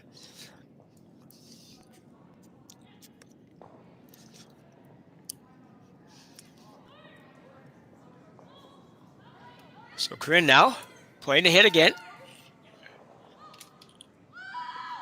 You're only going to have about, I don't know, if she rolls a little bit, she might get 3/4 of the stone on the rings. But probably half a stone on the rings. It'll be interesting to see what Christina's shot is at that point. If she hits this right on the nose again, it will be hard not to hit it. But at the same time, if you hit it, then you're definitely not going to be on. And Corryn has the guards to come around and put you in a bad spot. So Christina may be forced with having to go first kind of thing. That looked like a little bit wide.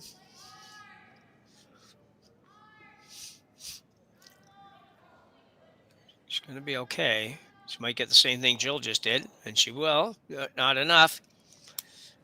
As we said, the struggle continues for Corryn Brown on those hits. That one was, I can tell you right now though, and we don't get to see all the releases, but that was definitely a set, and on a sheet that right now doesn't take well to setting hits. You cannot do that.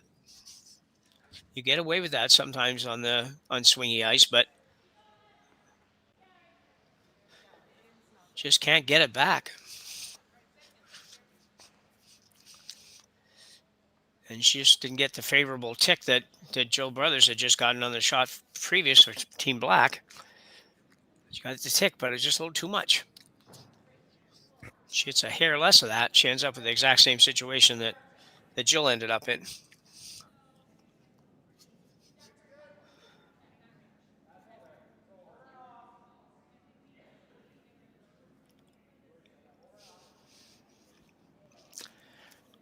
Reminder, our next draw here on Curling Stadium is at 12 o'clock local time. So that'd be Central time, I guess. 1 o'clock Eastern and 2 o'clock here on the East Coast. This rock not curling very much. Starting to go a little now. Well, may or may not work out well.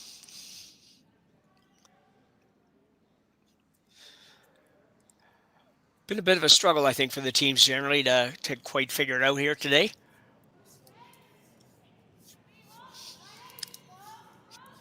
It's usually pretty simple here in Martensville.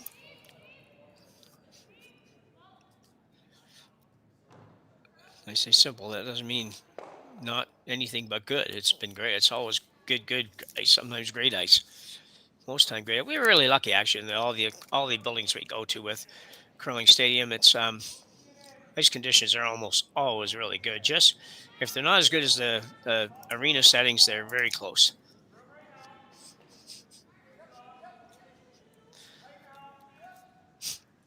Corryn needs to make contact here. She will, but man.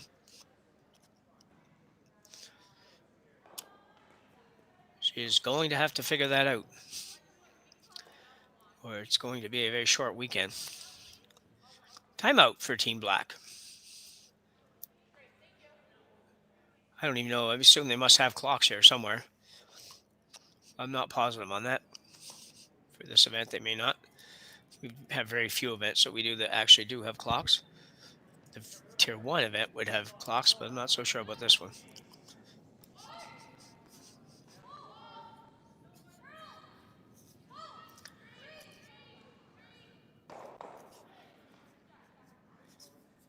And there will be 2 games broadcast on Curling Stadium at noon.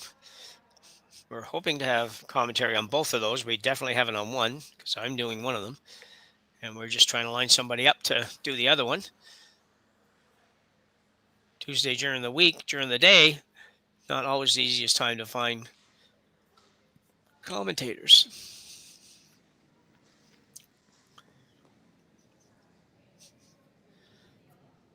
But we're working on it. So Christina Black now with a chance for 2. I don't think they. Could be. I'll have to see where they are. There was a chance to play a split here for 3. And they might be going there. This certainly looks like it's not a draw. Not a typical draw, anyway.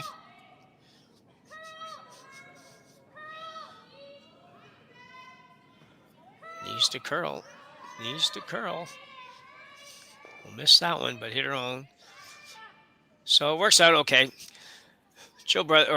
Christina Black will pick up 2 here in end number 7.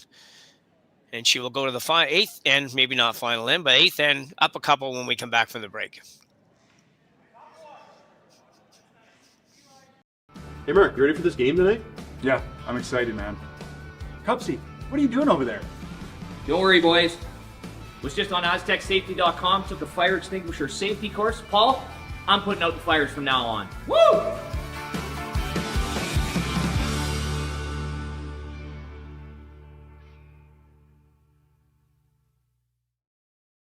Welcome to the RockShop.net, the official store for the Grand Slam of Curling. Whether you're looking for the best hats, stylish clothing, fun toys, or unique accessories, the Rock Shop has it all. Shop online anytime at therockshop.net for exclusive Grand Slam of Curling gear, or come see us in person at your next event. Therockshop.net, where fans find their favorite curling gear. Who knew after 20 years in real estate I'd have to make silly videos for Instagram and come out behind a tree? Stu, we need to do this stuff. Why can't I just door knock into open houses like I did in the old days? That doesn't work anymore. Okay, so it's because I'm sitting here behind a tree. Come use us for real estate.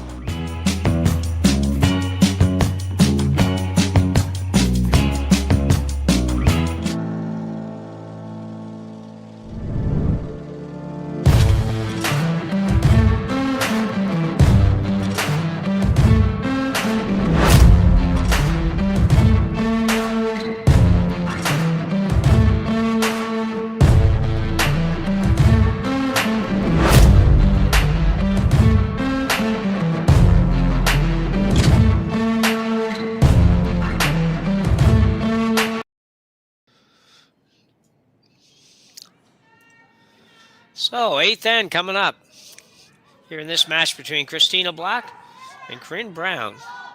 It's been a close one. I don't think either team would be ecstatic with how good the curling's been so far, but again, you got to cut everybody a little slack. They haven't been on the ice so much since the trials, and probably didn't have a whole lot of time to practice here, given that this event's starting on Tuesday morning. You can only come out here so early. You have to come much earlier. It's going to be longer than being at the Scotties. So I would expect both teams to get much, much better as we move on here, because they would definitely be 2 of the top teams here. When you figure you've got at least 4 teams from the Olympic trials that are here, I would think those teams would be all, very close to the top seeds. Again, I apologize for not having looked at the whole field, but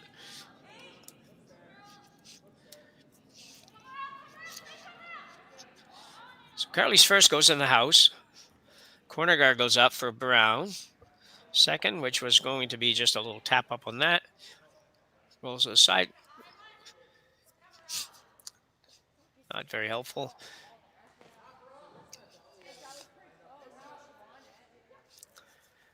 Corner going up on the other side now for Brown.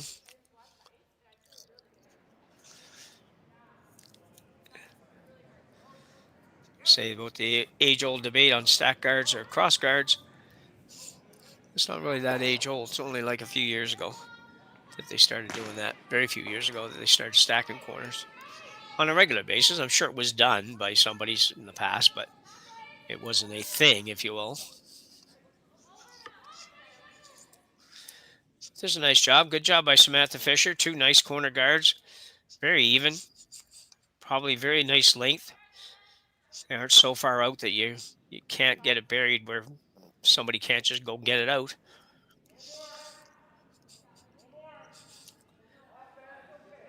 Marley Powers can't peel anything yet. Or can't peel, I shouldn't say anything. If you had one of your own out there, you could peel it. But you can't peel those corners yet. Christina calling for a short guard, more or less center line.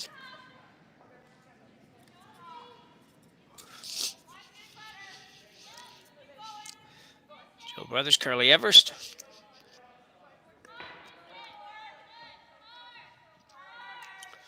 Joe putting a little hop action into effect. Probably something they've been working on. It's another thing we haven't seen before. Well, really recently. We see more and more people doing it now. Particularly, I don't know if this is fair, but from the weekend and from what I see a little bit, it's probably some of the smaller frame people that do that a little bit to get a little more oomph down on the broom. If you're or you're a big structured person, sometimes just the weight alone you can get on the broom head when you're trying to carve something over like that is enough. Body weight is enough. But some of these, Joe probably weighs about 110 pounds or something like that. So it's hard to get a lot more weight down. So sometimes that gives it to you because you just you get your weight up over the head a little bit more. It's probably a little scary to learn for some people, but ooh, almost.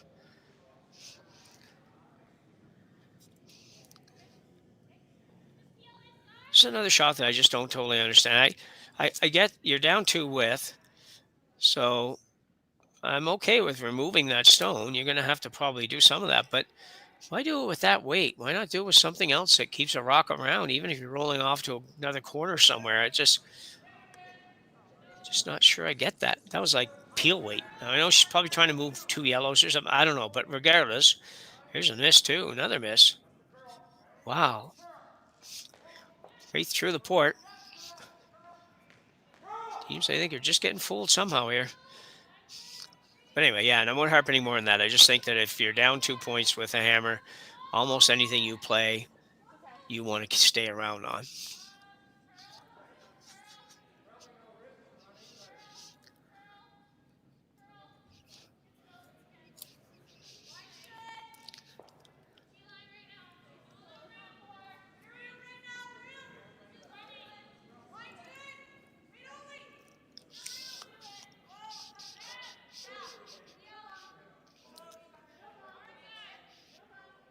Make sure you don't go through the hole here.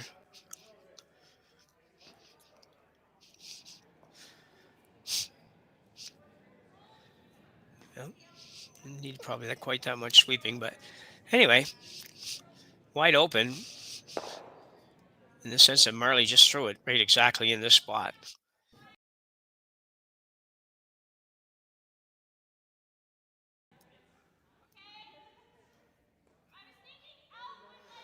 So Christina had a very good look at Marley's coming down here and would know whether or not she was in or out of the broom, or if she threw it really good and they got to adjust the ice. So it's a nice thing about having this exact same shot.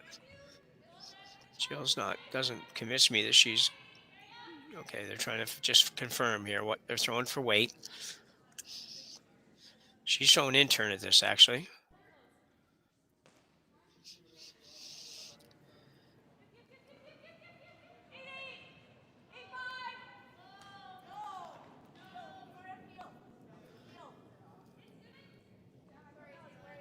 She's going to hit the outside guard. I kind of wondered that. And I guess I don't. I really feel like I shouldn't question every call, but I don't know why you wouldn't throw the same shot that Marley just threw. But anyway.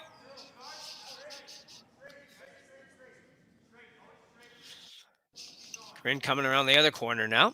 And if she makes this good, she will have her deuce set up at least. Not really anything guarded, but this one will be guarded for a minute at least.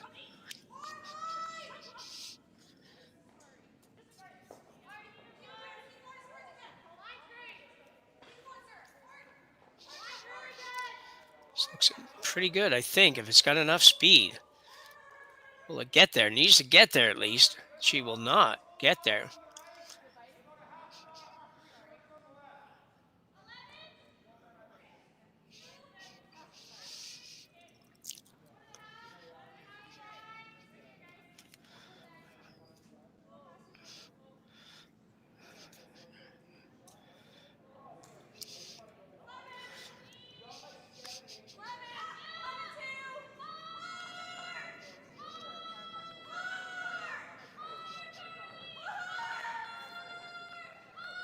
This one might get by the top one. It will not. Well, so Joe Brothers managed to hit both those rocks. Have another look at this. Didn't throw this real hard, but again, all day, basically our hits have just not curled. So I don't know where that curl would come from. That's a pretty solid weight. It's not big weight, but it's certainly a controlled, normal kind of shot. Unfortunate. Corryn Brown with a definite chance to get this thing to an extra end, but it will take making 3 shots in a row here, which has so far proved to be impossible.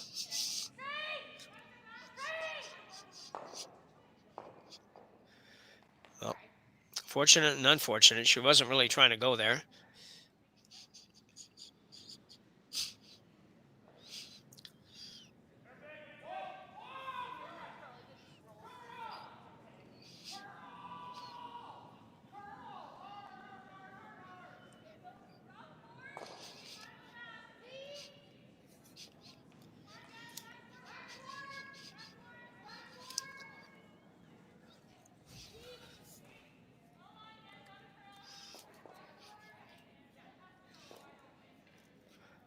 So Christina trying to figure out where the magic spot to put this broom is. On the surface, it looks like a pretty easy double, pretty routine double, I should say. But if you don't hit this probably half a rock, anything more than a half a rock, and that red one may not go out. The top red one may not go out.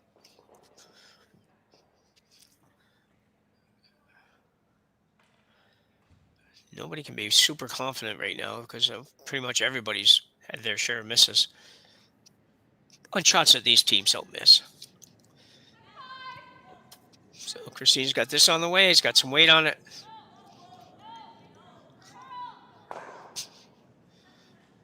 This might be really good. Should be really good. No, not going to get enough of the red one to get it out. Wow.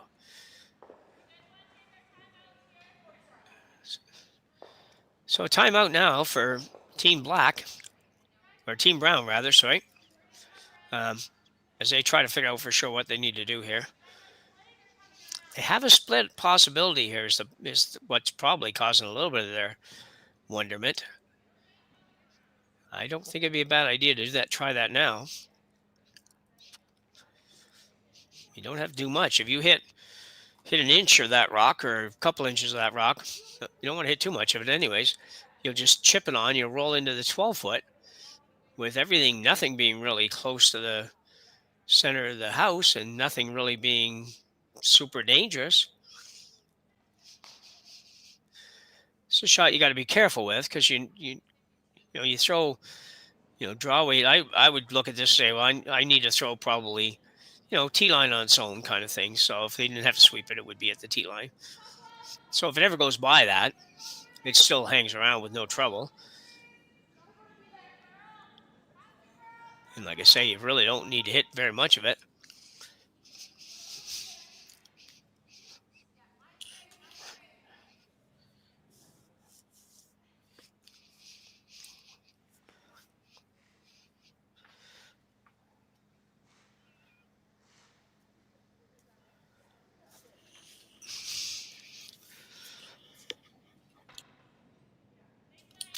So it's on its way.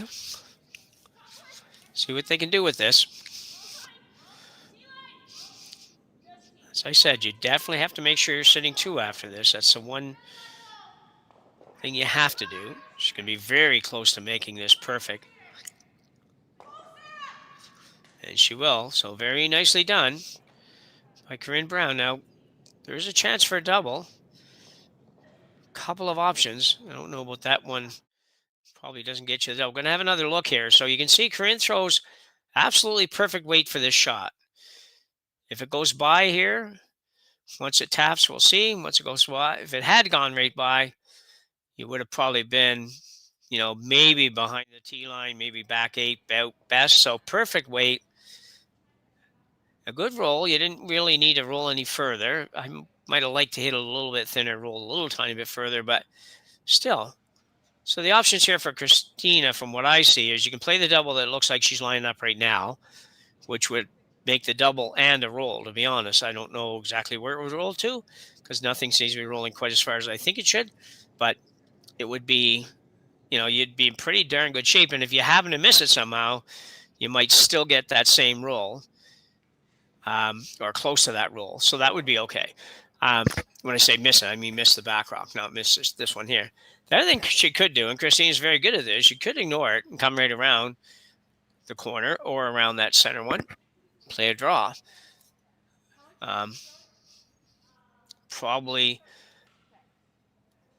I don't know, it's probably 50-50 as to what somebody would pick on this shot to do.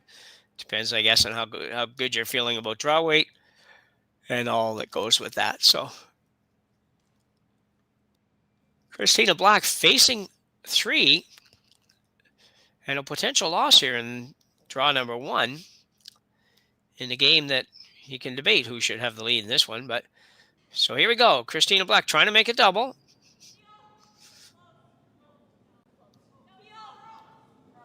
Double roll is what she'd really like to have.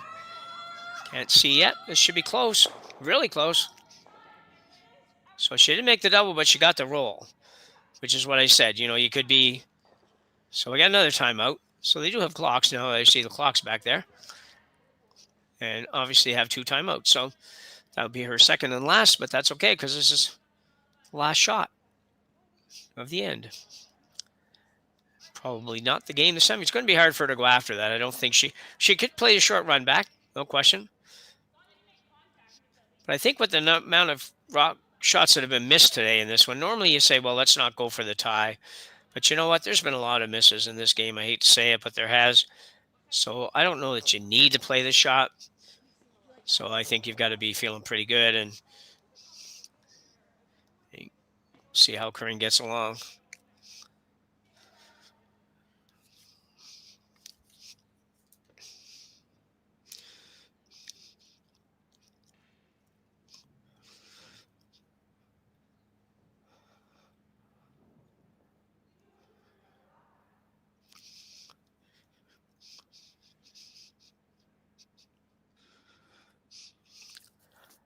Corryn Brown with a chance to win this one on her final rock. Takeouts have been a challenge. I hate to keep saying it, but they have been a bit of a challenge for Corryn in this one.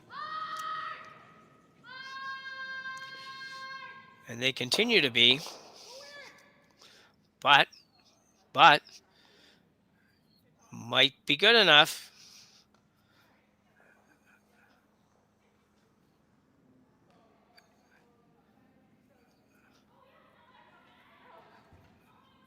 So I'm not sure what the final verdict was here. Looks like extra end, I think.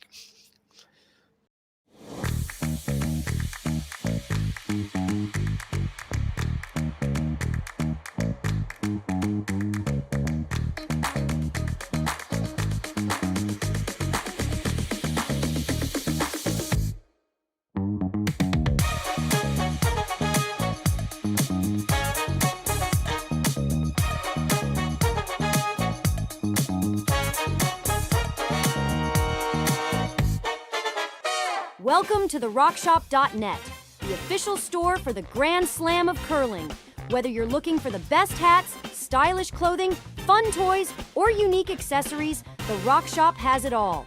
Shop online anytime at the RockShop.net for exclusive Grand Slam of Curling gear, or come see us in person at your next event. The RockShop.net, where fans find their favorite curling gear.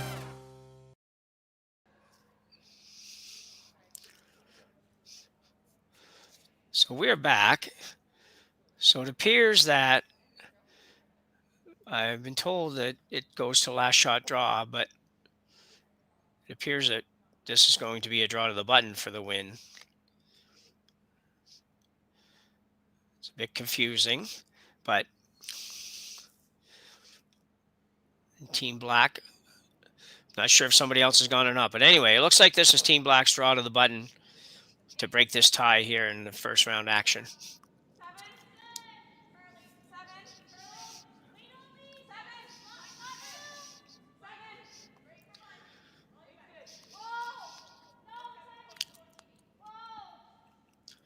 This might be a little warm. A little bit heavy.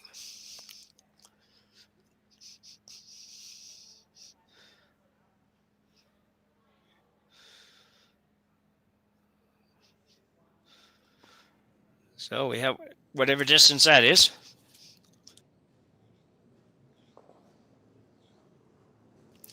Now Corryn Brown will attempt to outdo that. We don't know what it is, but we saw it, so we have an idea where it is.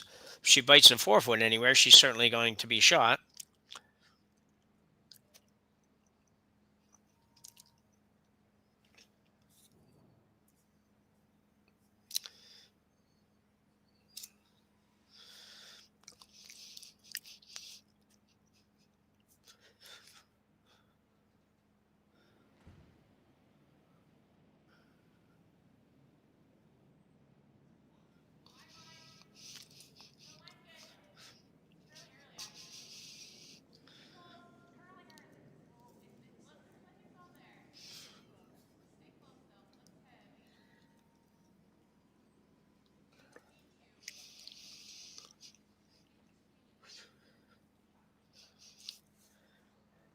And she might have struggled with hits, but she didn't struggle with a draw here in the what would be the equivalent of the extra end.